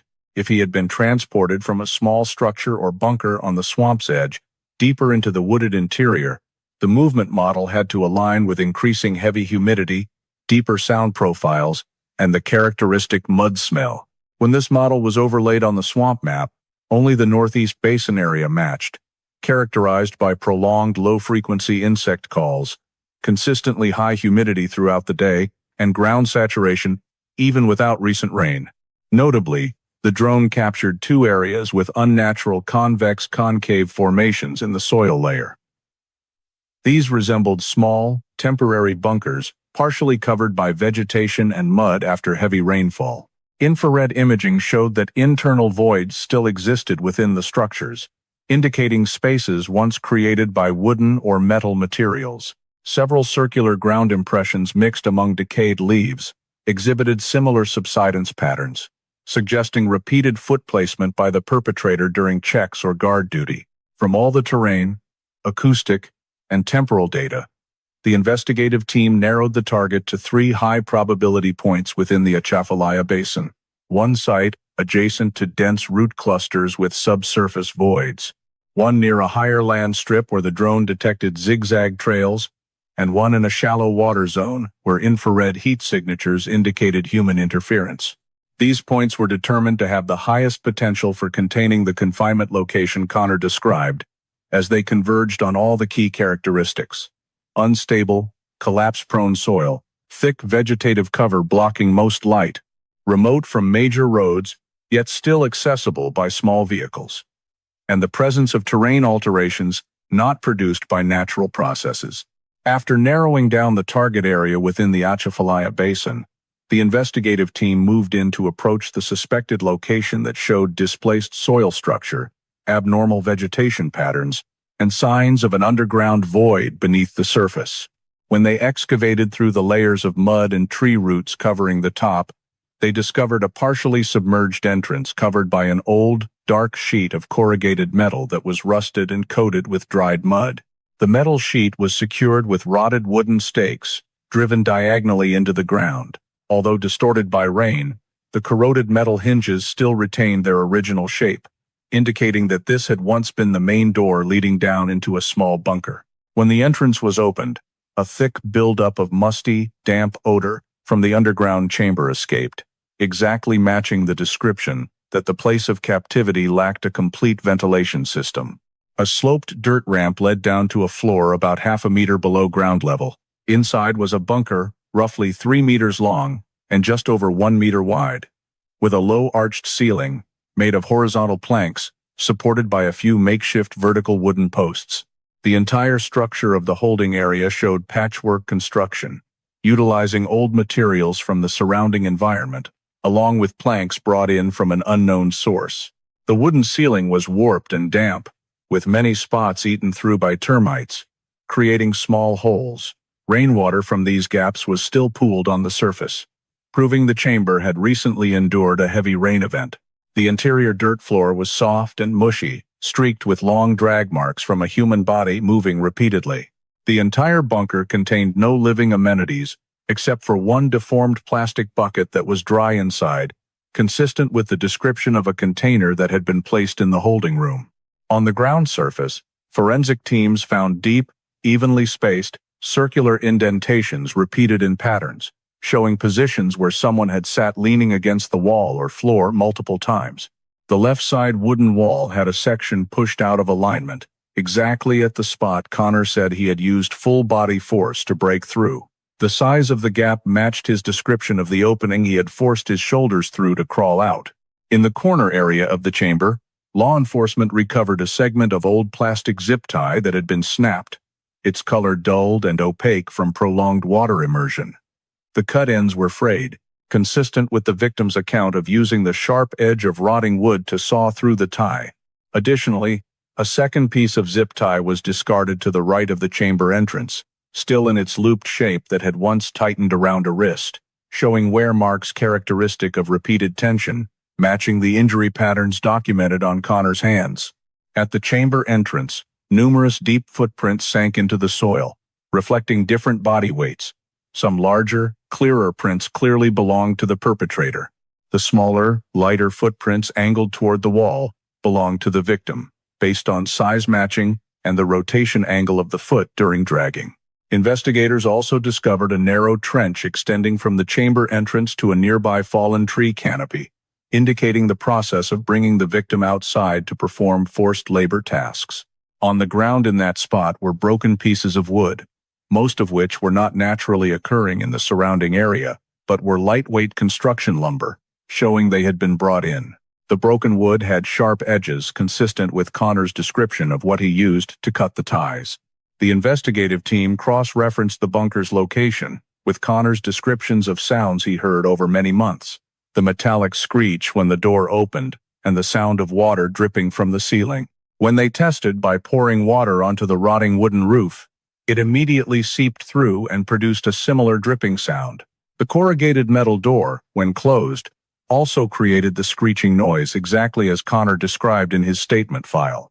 The bunker's low ceiling height prevented an adult from standing upright, confirming the match with his description of having to remain seated for hours on end. The dirt floor showed multiple slight subsidence points, indicating frequent water accumulation. When the subsurface layer was examined, forensic experts found a thin, compressed layer of black mud, clear evidence of one person lying or sitting in the same spot for extended periods. The investigative team then moved to the adjacent area the perpetrator had used as a living space. There they found a level patch of ground beside a large tree trunk, that still bore traces of a small fire pit blackened charcoal, but no remaining heat. 3 wooden poles had been used as makeshift seats, and numerous metal fragments were scattered, including a rusted ammunition box beneath decaying leaves. The presence of these items reinforced the hypothesis that the perpetrator had chosen this area for long-term shelter. An old military green tarp was draped over 2 dead branches, forming a small canopy, matching the victim's description of seeing a tarp cover each time he was pulled outside for forced labor. A few steps from the bunker, search teams discovered fresh digging marks mixed with older ones, some still wet from rain and others cracked and dry, showing repeated digging activity over a long period. These digging trenches led toward a natural drainage channel, consistent with Connor's description of forced labor tasks involving digging water diversion trenches. Cross-referencing the bunker's dimensions, wall surfaces, gaps, escape route direction, and movement traces showed a high degree of correspondence with Connor's memory. In particular, the discovery of the displaced rotting wood section pushed outward exactly at the spot he described applying shoulder force during escape, provided compelling physical proof that his statement was credible. When the chamber was tested with equipment measuring residual humidity and oxygen levels, the results showed significantly lower values compared to the surrounding environment, proving the space had been sealed for an extended period, with only enough air for one person to barely survive. Surface analysis of the wood identified human skin cells embedded in the rotting wood fibers, consistent with the victim rubbing against the walls repeatedly over many months. The depth of floor subsidence and the distribution of ground indentations indicated the bunker had borne the weight of one person for a period longer than 4 months. Based on all the physical evidence collected from the zip ties, broken wood fragments, footprints, digging marks, to the water-damaged bunker structure, the investigative team conclusively established that this was the exact location where the victim had been held captive for many months under harsh, isolated conditions and complete control by the perpetrator. The full analysis of all crime scene traces, travel data, and the sequence of behaviors related to the captivity shows that Halverson thoroughly applied the knowledge he had gained from his time in law enforcement to construct a hiding and control system based on a clear understanding of investigative procedures, tracking tools, and the operational habits of law enforcement agencies. The selection of Connor was not a random decision, but a deliberate act. Halvorsen chose a driver operating outside heavily monitored zones, picked a low traffic time, and selected a pickup location with minimal camera coverage to ensure the approach left no trace. The way he demanded turns onto quiet side roads reflected his understanding of how to sever every digital data chain that forms the backbone of modern investigations. Halvorsen had been trained to identify the locations of municipal cameras, to know their coverage ranges, blind spots, and data retention periods. His route of zigzagging Connor out of the high-density camera area while avoiding major traffic arteries demonstrated proactive efforts to minimize the vehicle's license plate appearing in automated surveillance systems. This evasion capability did not come from guesswork, but from precise knowledge that secondary roads are typically free of traffic cameras and see so little vehicle traffic that chance eyewitness video is unlikely. When switching vehicles, Halvorsen chose a high-clearance, powerful, diesel-powered vehicle that was optimally suited to swamp terrain while allowing the engine noise to blend into the ambient environmental soundscape.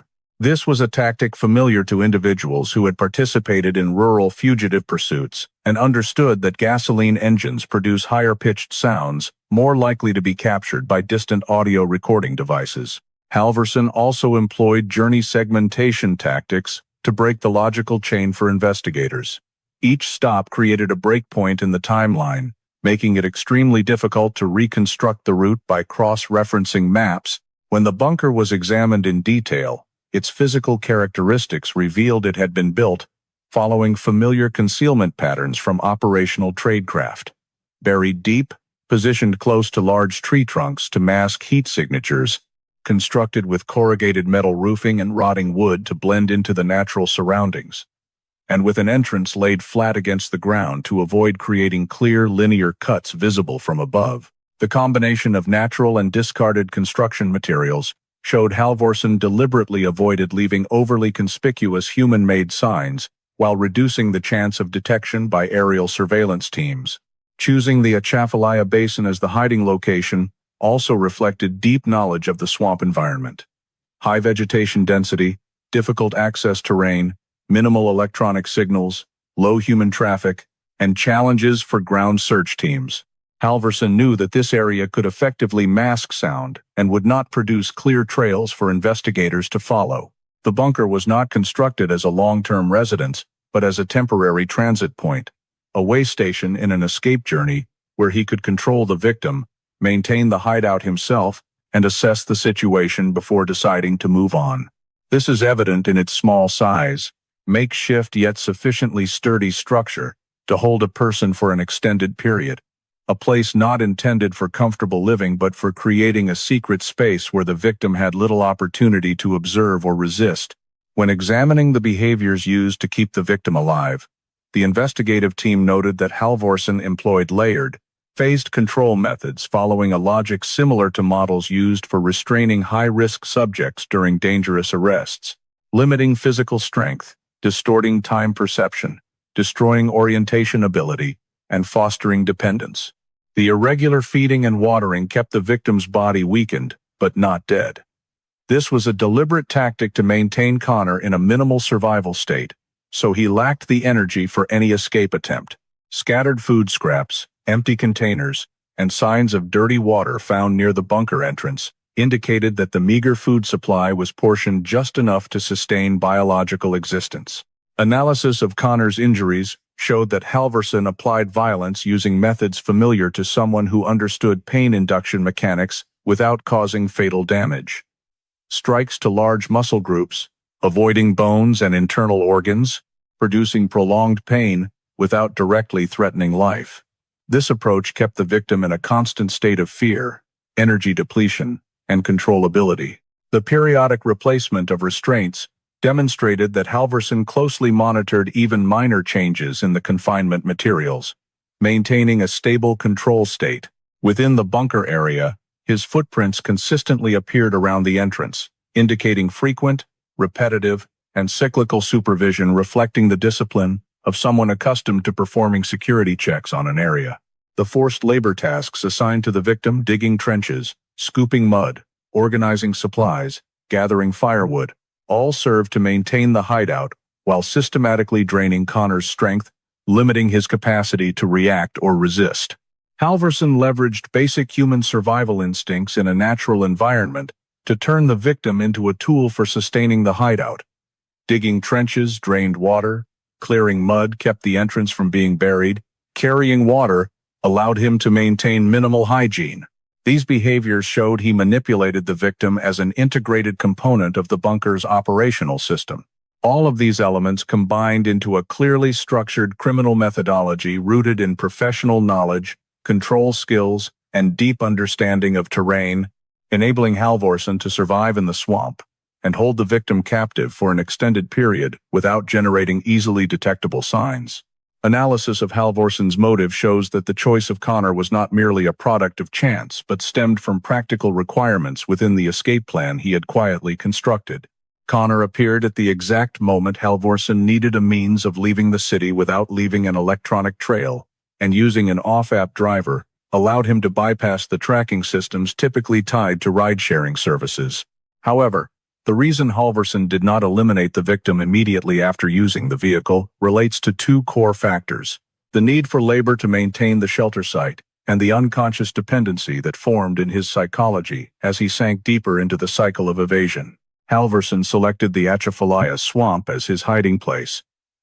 But the bunker was not a self-sustaining environment. It required cleaning, reinforcement, and adjustment to environmental changes. For a lone individual, keeping the bunker functional through rainstorms, subsidence, and water intrusion was nearly impossible over an extended period. When he brought Connor into the bunker, Halvorsen immediately saw in the victim a usable resource: human labor to offset the harshness of the terrain. Every subsequent forced task, digging trenches, moving heavy objects, clearing mud, demonstrates that he lacked the capacity to maintain the bunker alone. He needed someone to handle the heavy work, someone to test the safety of the area, someone to assist with tasks he could not perform simultaneously while in an unstable state during flight. This was not a motive rooted in a desire to torment or engage in gratuitous violence. The primary motive lay in keeping the victim alive as a tool to ensure his own survival. That explains why Halvorsen did not inflict life-threatening injuries, and instead calibrated the level of violence so that Connor remained alive but never in a condition strong enough to resist. The second motive is established through analysis of his psychology during the long period in the bunker. Living in isolation, constant evasion, and the pressure of potential capture pushed him into a characteristic psychological loop seen in individuals who have lived outside the law for extended periods. The isolation caused Halvorsen to develop the perception that Connor's existence served as the only anchor helping him maintain mental structure. Connor was the only person who heard him, saw him, witnessed his breakdowns or efforts to survive. This made it impossible for Halvorsen to eliminate the victim, and instead led him to keep Connor there to preserve a sense of control. Many long-term criminal cases show that perpetrators who remain on the run too long often develop a psychological mechanism in which they view the victim as the single most important asset they can control. This is not emotional attachment, but a need to maintain an internal point of balance.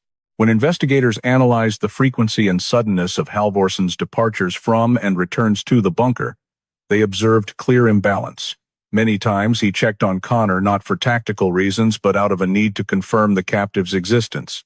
Those purposeless checks or outbursts of anger toward the victim reflected a disrupted control cycle, where Halvorsen simultaneously wanted to escape the outside world and assert absolute power over his immediate environment. Additionally, keeping the victim, rather than killing him, involved pragmatic calculation.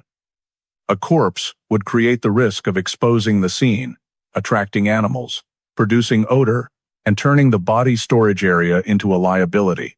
For someone trying to stay hidden from the investigative net, dealing with the consequences of eliminating the victim was too complicated and ran counter to the goal of survival. To avoid those risks, he kept the victim in a weakened state, compelled to obey orders, yet still alive.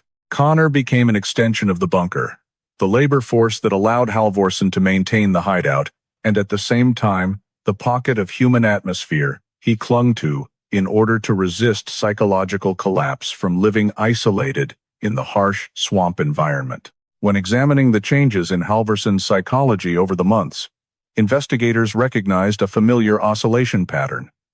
In the early period, he displayed cold calculation and systematic behavior.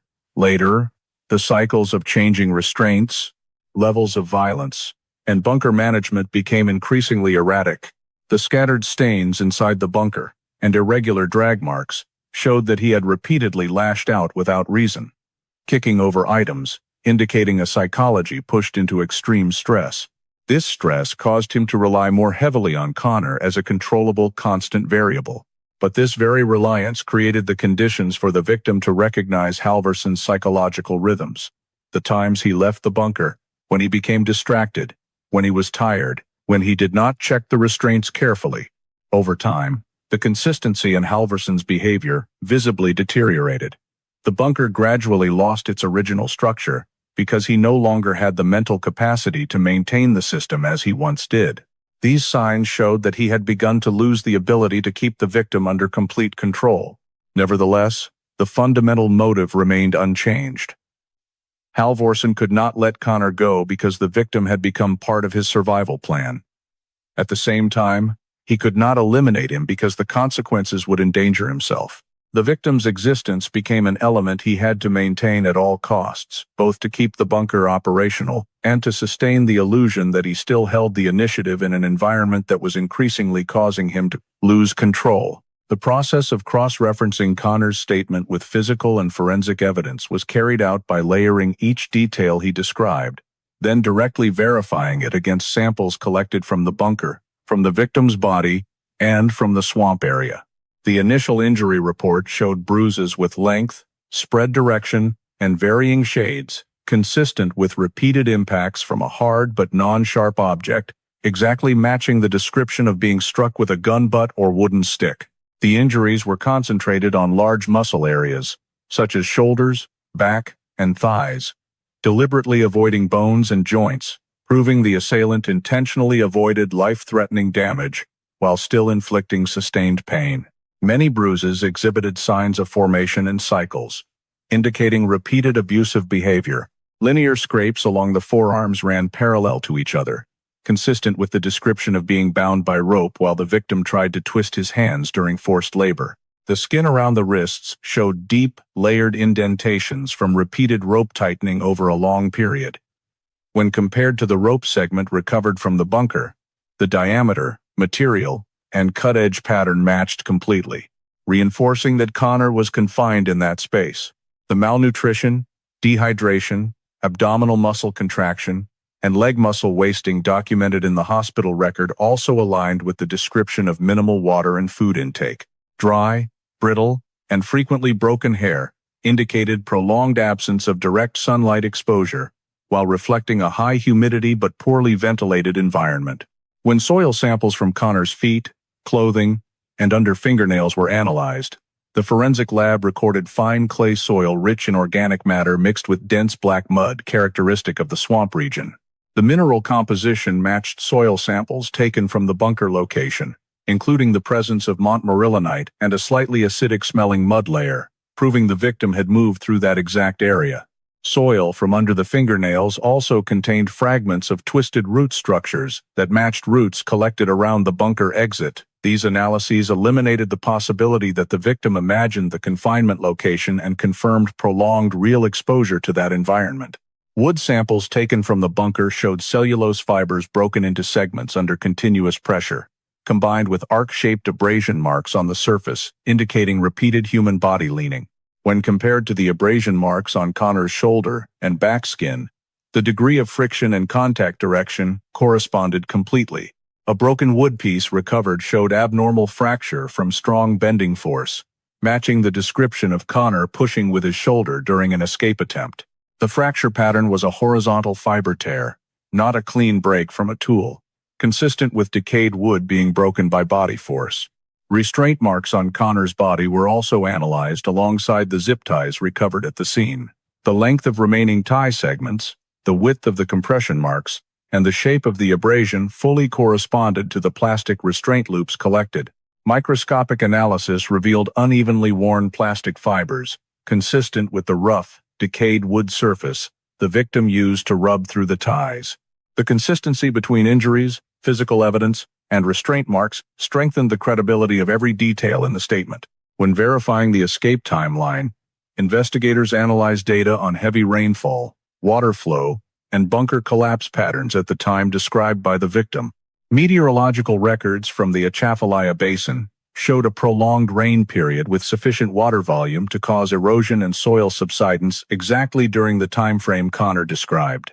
The pattern of collapse, slide marks, and tilt direction of the bunker walls completely matched his account of walls shifting due to water accumulation. Layered marks in dried mud at the scene still preserved flow shapes that aligned with the direction Connor said water poured into the bunker. The forensic team measured soil adhesion layers on the victim's body to determine when he crawled out of the bunker, and found that the first mud layer adhered to the skin before movement through deeper water, accurately reflecting the sequence Connor described. Exiting the bunker, crawling through soft mud, then sinking into waist-deep water. Water samples from Connor's stomach showed mud-contaminated composition, proving he had drunk or swallowed swamp water during travel, consistent with his account of drinking stagnant water to avoid total exhaustion. This reinforced the authenticity of the escape journey narrative.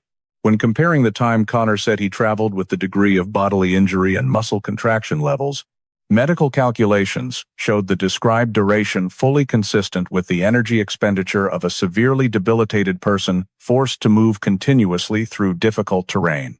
Deep root cuts, fresh leg bruises, and scattered scrapes from knees to ankles formed during passage through exposed root zones in the swamp, a terrain feature exactly as described. The traffic noise Connor mentioned as a sign of nearing Baton Rouge was verified against environmental noise maps. Many locations on the swamp edge near Government Street could pick up distant traffic sounds, creating a clear link between the statement and the field. All these elements were incorporated into the cross-reference model, and produced a high level of consistency between the statement and physical traces. Analysis of wind strength and humidity shifts at the times. Connor described feeling environmental changes also matched. The area he moved through as he exited the swamp had thinner vegetation cover and slightly reduced humidity, creating the more open-air feeling he described. When combining all data from restraint marks, abrasion traces, soil types, root fragments, wood fracture direction, mud layers on skin, bodily condition, and histological samples, the investigative team confirmed a high degree of accuracy in the victim's statement. Every element he described had corresponding physical evidence, with no signs of fabrication or logical contradiction. This consistency became a crucial foundation for tightening the chain of evidence, showing that the statement was not only credible, but also a direct, accurate description reflecting the reality of the time he was held captive and the process of self-liberation from the bunker in the Atchafalaya Basin. When the comparison of Connor's statement with the physical scene was finalized, the investigative team shifted focus to determining Halvorson's movement route after the victim escaped from the bunker. Based on the time-terrain analysis model, investigators concluded that Halvorson took at least several hours to realize the victim was gone, because the heavy rain conditions quickly erased tracks, and he could not immediately follow Connor's path.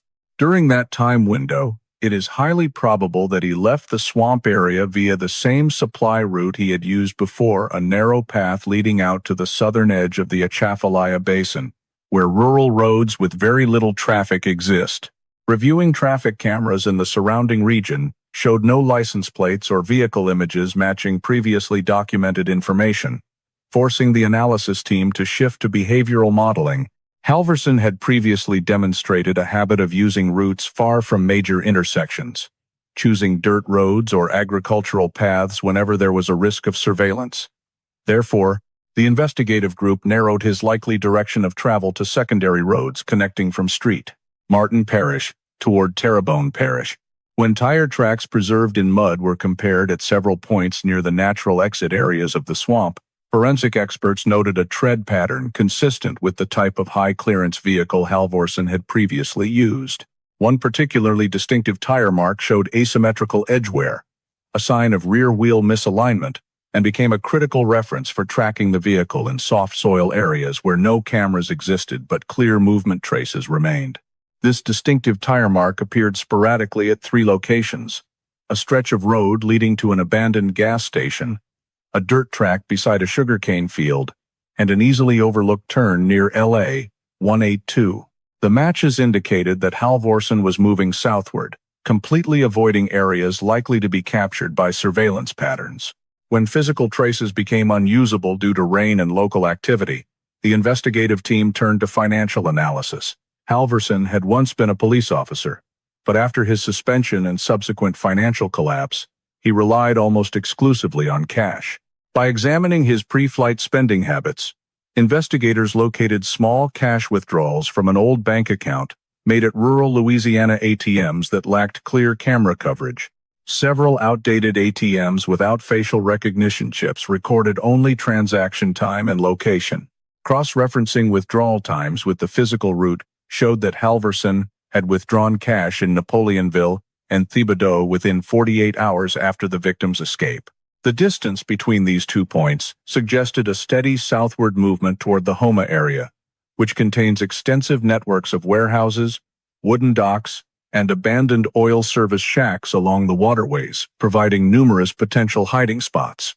Investigators continued to exploit Halvorson's list of old contacts, including individuals he had worked with at the police department and subjects he had used as leads during his active service years. Data revealed that Halvorson maintained an unofficial relationship with a mechanic who had once been lightly investigated for unlicensed vehicle repairs in Houma. When indirect contacts were examined through social media and the mechanic's phone activity was reviewed, a series of calls to burner phone numbers was uncovered. Some of those numbers had appeared in mobile data at an AT&T tower a few miles from Houma.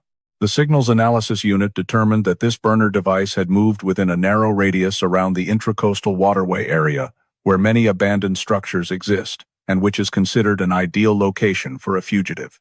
When the phone's movement pattern was compared with Halvorson's escape direction from the Atchafalaya, the timestamps aligned perfectly. To pinpoint the exact hideout, a joint NOPD-FBI team utilized commercial satellite data combined with thermal anomaly detection techniques. An old warehouse on Industrial Boulevard near Homa was identified as having elevated heat signatures compared to the surrounding ground, despite no official operational reason. Drones were deployed for survey and recorded that the rear door of the warehouse was slightly ajar, with recent drag marks and recently moved obstacles nearby. At the same time, the same asymmetrical tire pattern collected from the swamp appeared in the mud beside the warehouse. When the investigative unit approached the target, they developed a coordinated takedown plan with the FBI based on Halvorson's level of danger and the likelihood that he was armed. A sniper team was positioned on the roof of an adjacent warehouse, while the entry team approached from two directions to prevent escape through the rear exit, leading to the canal bank. A negotiation team was readied in case Halvorson barricaded himself.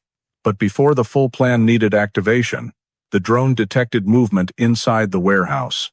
The small but regular movement indicated he was organizing items, possibly preparing to leave.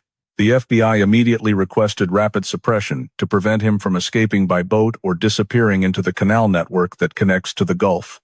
The entry team used manual breaching tools to avoid loud noise. When the warehouse door was forced open, Halvorson was facing away from the entrance, bent over arranging a backpack. The arrest team closed in quickly, subduing him with standard immobilization techniques. All actions occurred in a very short time frame, leaving no opportunity for Halvorson to react or reach for a weapon. Search of the backpack revealed he was preparing to move to a new hiding location, including canned food, spare batteries, a folding knife, and a map of the coastal region. At the moment of arrest, Halvorson displayed no particular reaction, but his body was rigid, and his eyes constantly scanned the surroundings, indicating he remained in a state of intense alertness.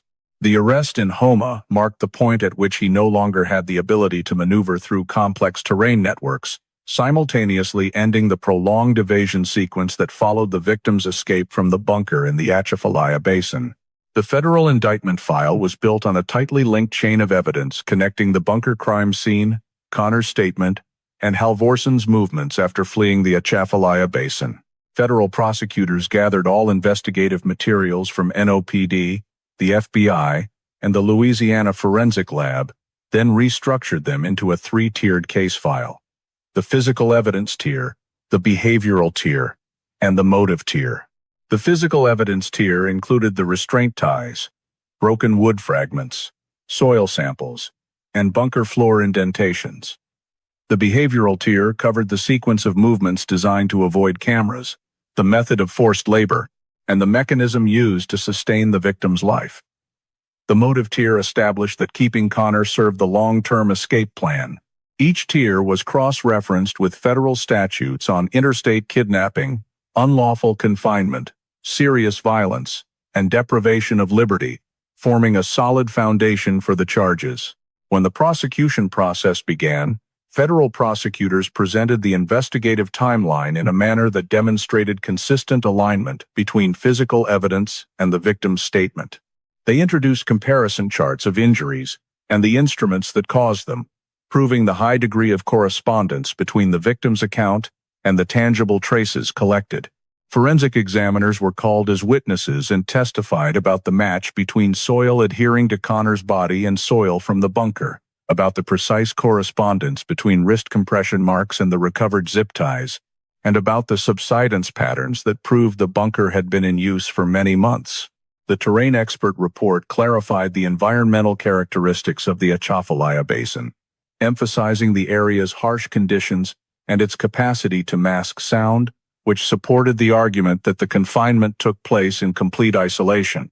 Indirect witnesses included the civilian who discovered Connor in Baton Rouge, the medical staff who received him in his emaciated condition, and the drone coordination specialists who analyzed the suspect area, all of whom provided pieces that completed the overall picture of the captivity and escape journey. Particularly important was the testimony of the trauma psychologist, who confirmed that Connor showed no signs of fabrication or memory distortion due to psychological injury. Instead, He demonstrated the ability to provide detailed descriptions consistent with real events. The government's psychological analysis report determined that the structure of the statement and the consistency of the memories aligned with those of a victim who had endured prolonged confinement in a light-restricted, high survival pressure environment, thereby refuting the defense's claim that the victim might have experienced delusions or exaggerated events. During the trial, Halvorsen pursued a defense strategy based on 3 lines: denying intentional confinement, downplaying the motive's role, and attacking the reliability of the victim's statement. He claimed the bunker was not built by him but merely stumbled upon by chance, that Connor followed him out of fear after becoming lost in the swamp, and that the victim's injuries resulted from the terrain rather than deliberate violence. To support this, the defense argued that the wood fractures did not prove human force and could have been caused by environmental factors. They also questioned whether swamp roots could produce the compression marks rather than synthetic ties. However, prosecutors countered with high-precision forensic excerpts. Plastic fragments from the zip ties recovered in the bunker contained human skin traces whose DNA matched Connor. The uniform circular wounds around the wrists indicated repeated compression from synthetic material, not natural roots. And the wood fracture patterns showed force applied from inside the bunker, inconsistent with natural compression directions. One of the most decisive rebuttals was the footprint analysis.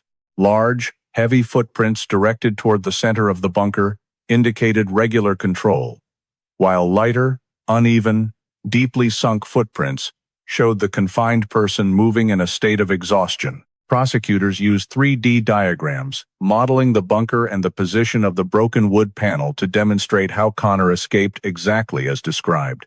The strategy of attacking the victim's credibility collapsed when psychological experts testified that the level of detail and uniformity in the memories only occurs when the victim has genuinely experienced the events.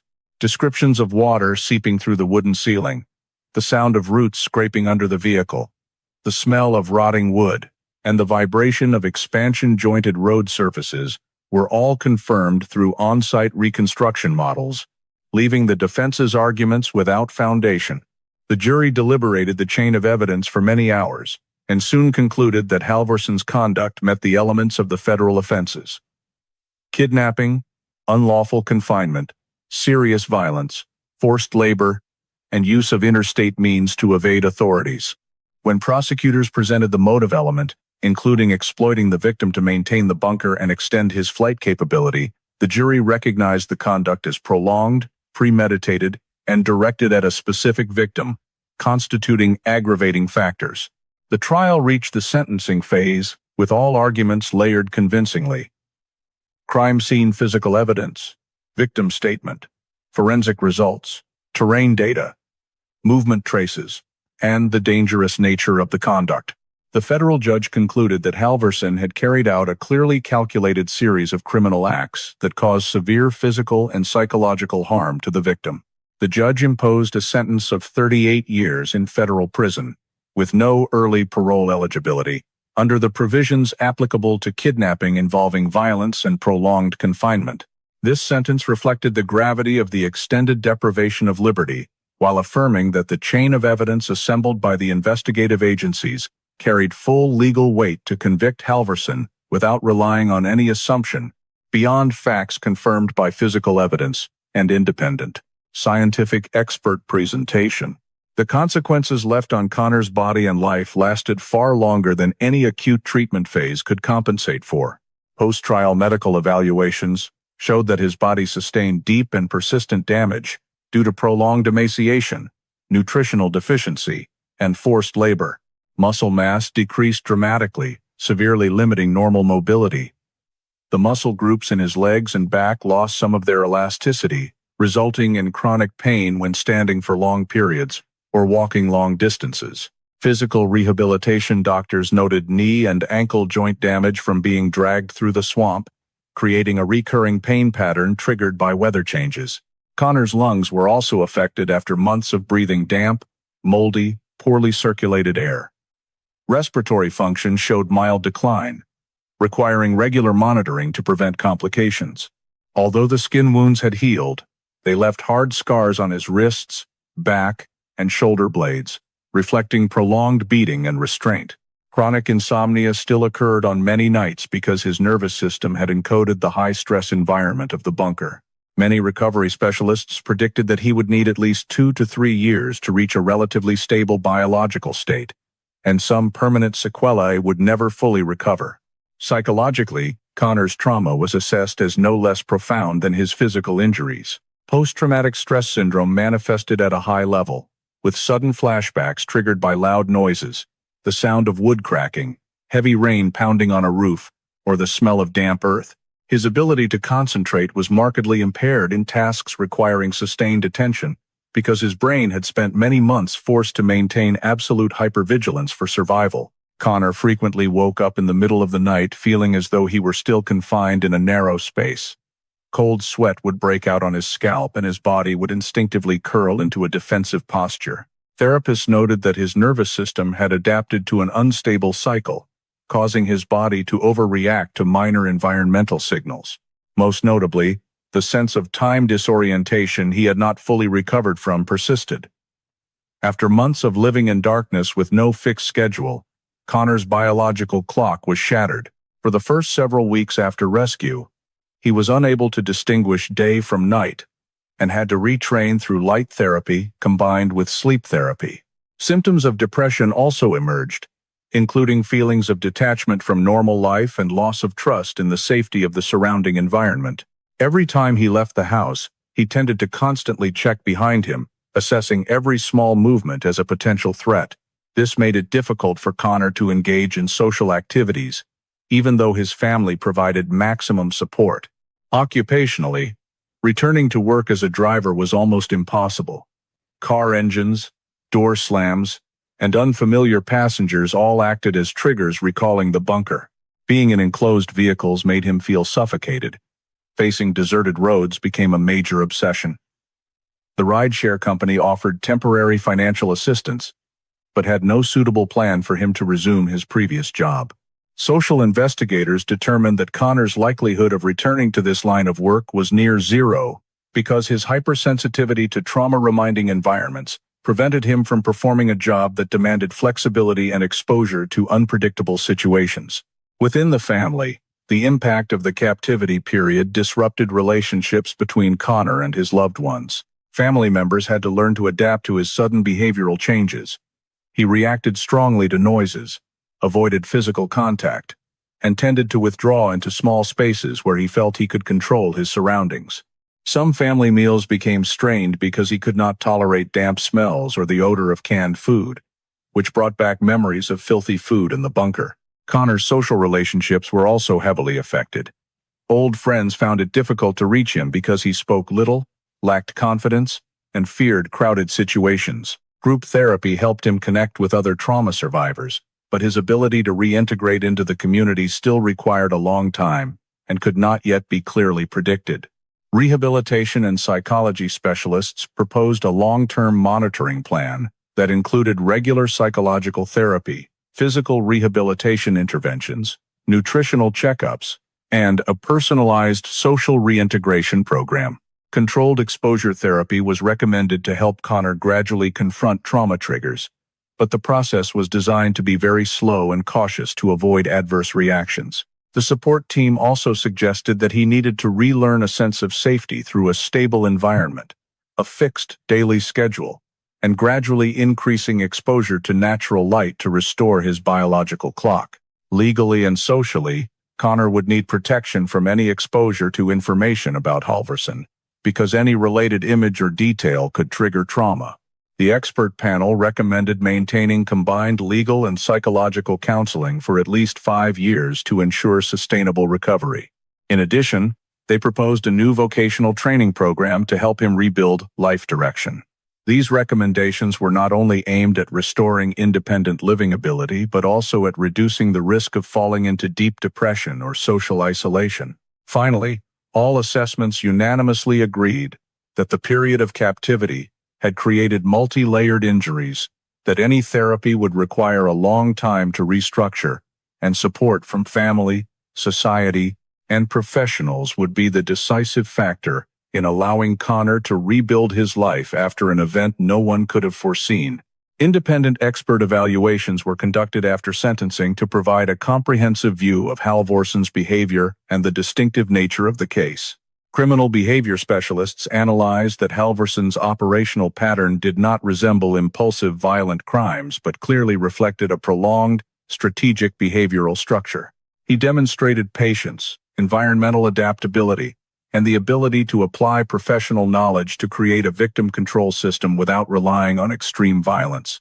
Instead, he employed long-term calculation, restricting nutrition, maintaining a state of debilitation, and creating unstable daily cycles to break down resistance capability. The experts also noted that signs of Halvorson's psychological collapse did not cause him to lose control over his criminal behavior.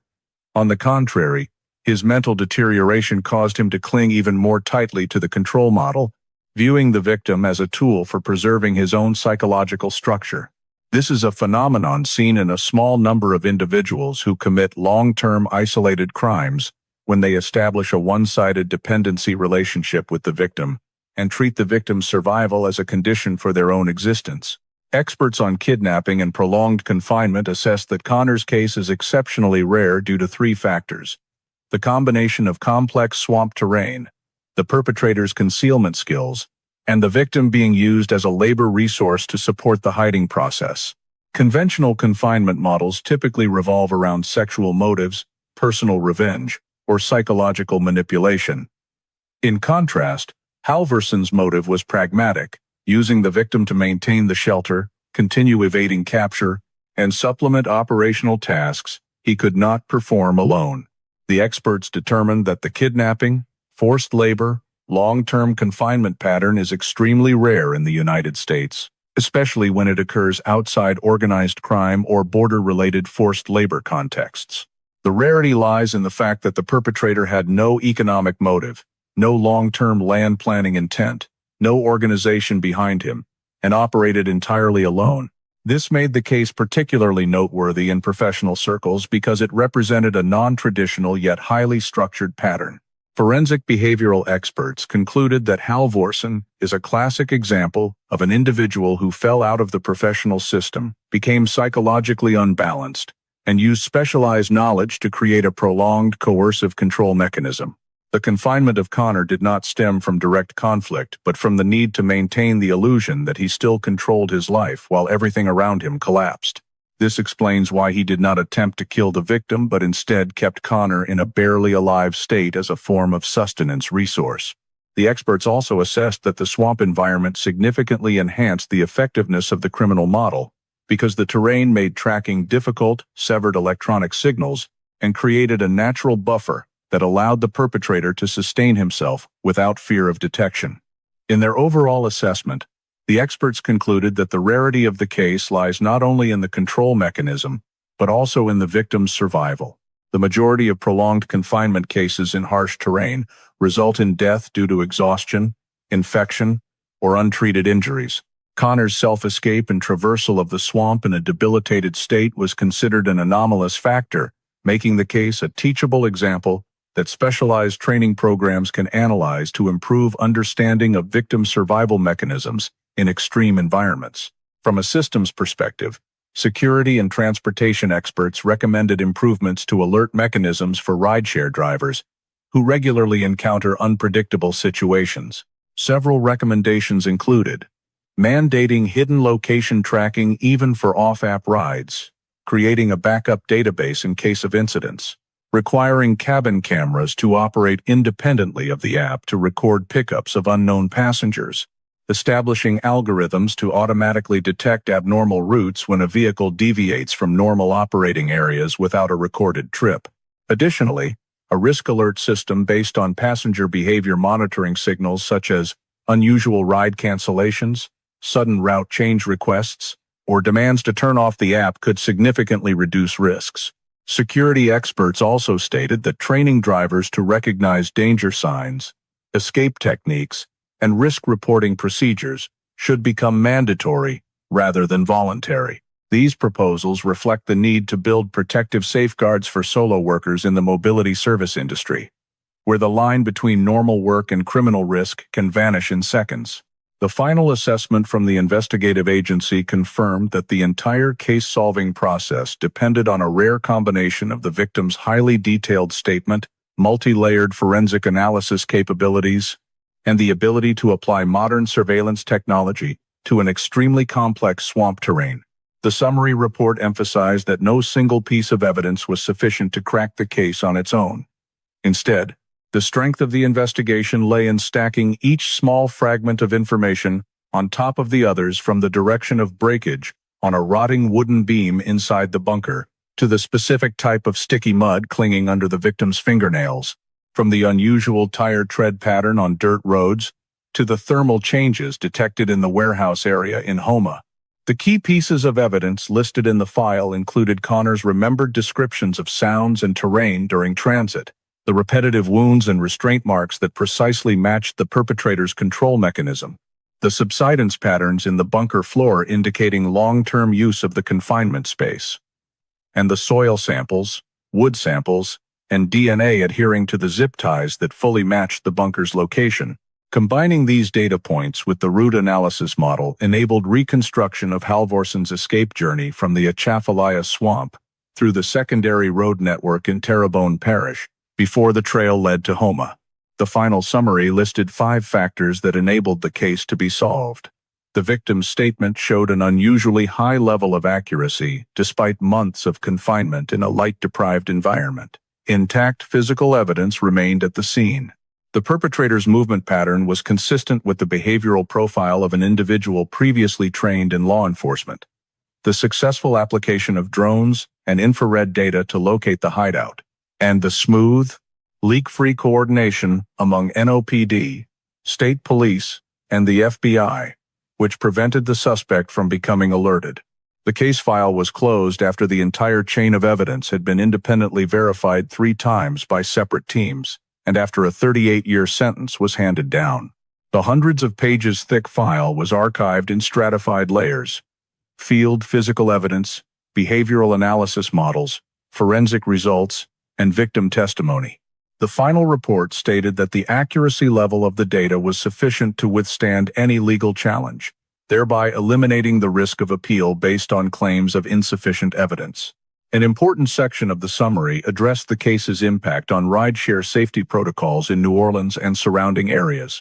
Following the incident, regulatory agencies required ride-sharing platforms to activate a silent trace system that logs journeys even when drivers accept off-app passengers. Drivers were advised to activate independent cabin cameras, separate from the app system, to record pickups of unknown passengers and to automatically upload data to servers upon detection of irregular signals.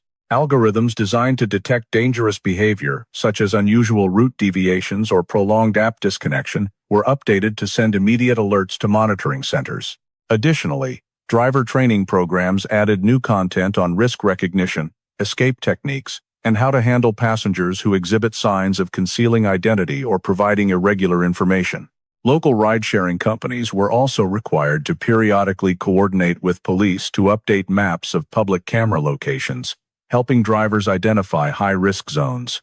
In the risk assessment section, the investigative file clearly stated that if Connor had not escaped at the precise moment he did, the danger to his life would have increased exponentially. The bunker's ongoing water seepage and gradual collapse meant living conditions were becoming increasingly severe. Given his prolonged physical deterioration, Connor might not have had the capacity to endure if the environment worsened further. Moreover, Halvorson's behavior in the final days reflected escalating instability, evidenced by broken items in the living area and his increasingly erratic control cycles with no clear pattern. Investigators concluded that if the victim had been discovered before escaping, Halvorson could have shifted to uncontrolled violence due to the loss of his psychological anchor, resulting in a high risk of death.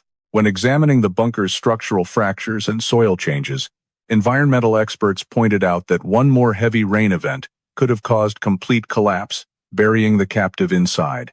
All of this analysis led to the final determination: Connor's survival was the simultaneous result of personal will, natural events, and sheer luck. The file closed with the conclusion that the case exposed gaps in occupational safety management for rideshare drivers and created an urgent need to improve protective technologies for workers in high-risk service industries, while affirming that, without the victim's timely decision to escape, the outcome would have far exceeded the scope of any investigation and become an irreversible tragedy. The story of Connor Blake reflects a reality few people want to confront. In modern American life, where people believe that technology, security cameras, and digital data provide safety, there still exist blind spots into which a single individual can be pulled and simply disappear. Connor did not fall into the hands of a large criminal organization, but into the hands of a former police officer like Halverson, someone who understood exactly how to evade surveillance systems and exploit their very weaknesses. The seemingly harmless decision to accept a direct, off-app ride became the starting point for 8 months of captivity in the Atchafalaya swamp. That fact shows that in American society, where independent workers, such as rideshare drivers, delivery couriers, maintenance technicians, and others make up a large proportion, small choices made on the job can sometimes carry risks that the workers themselves cannot foresee. The story also reminds us that safety does not come solely from systems, but also from self-protection habits. Leaving a trace of one's route, informing family members about shift end times, or refusing unusual requests from passengers is not being paranoid. It is a survival skill for the current era. Even the most advanced security system cannot protect anyone once their journey falls outside the recorded zone. At the same time, Connor's escape journey from the bunker, crawling through mud, using every tiny detail to stay alive, reminds us that human resilience always exceeds what people think they are capable of. In a United States full of upheaval, from natural disasters to psychological crises to individual violence, Connor's story is a reminder that resilience is not an abstract quality, but a collection of very concrete actions. Staying calm when everything has been taken away, observing the world with every sense, and refusing to give up, even when hope seems gone. This is a lesson not only for victims of crime, but for everyone trying to navigate the dark corners of modern life. If you want to keep following stories of survival and justice like Connor Blake's improbable journey home, don't forget to subscribe to the channel so you never miss a video. Thank you for joining me, and I'll see you in the next story, where every small detail can change an entire fate.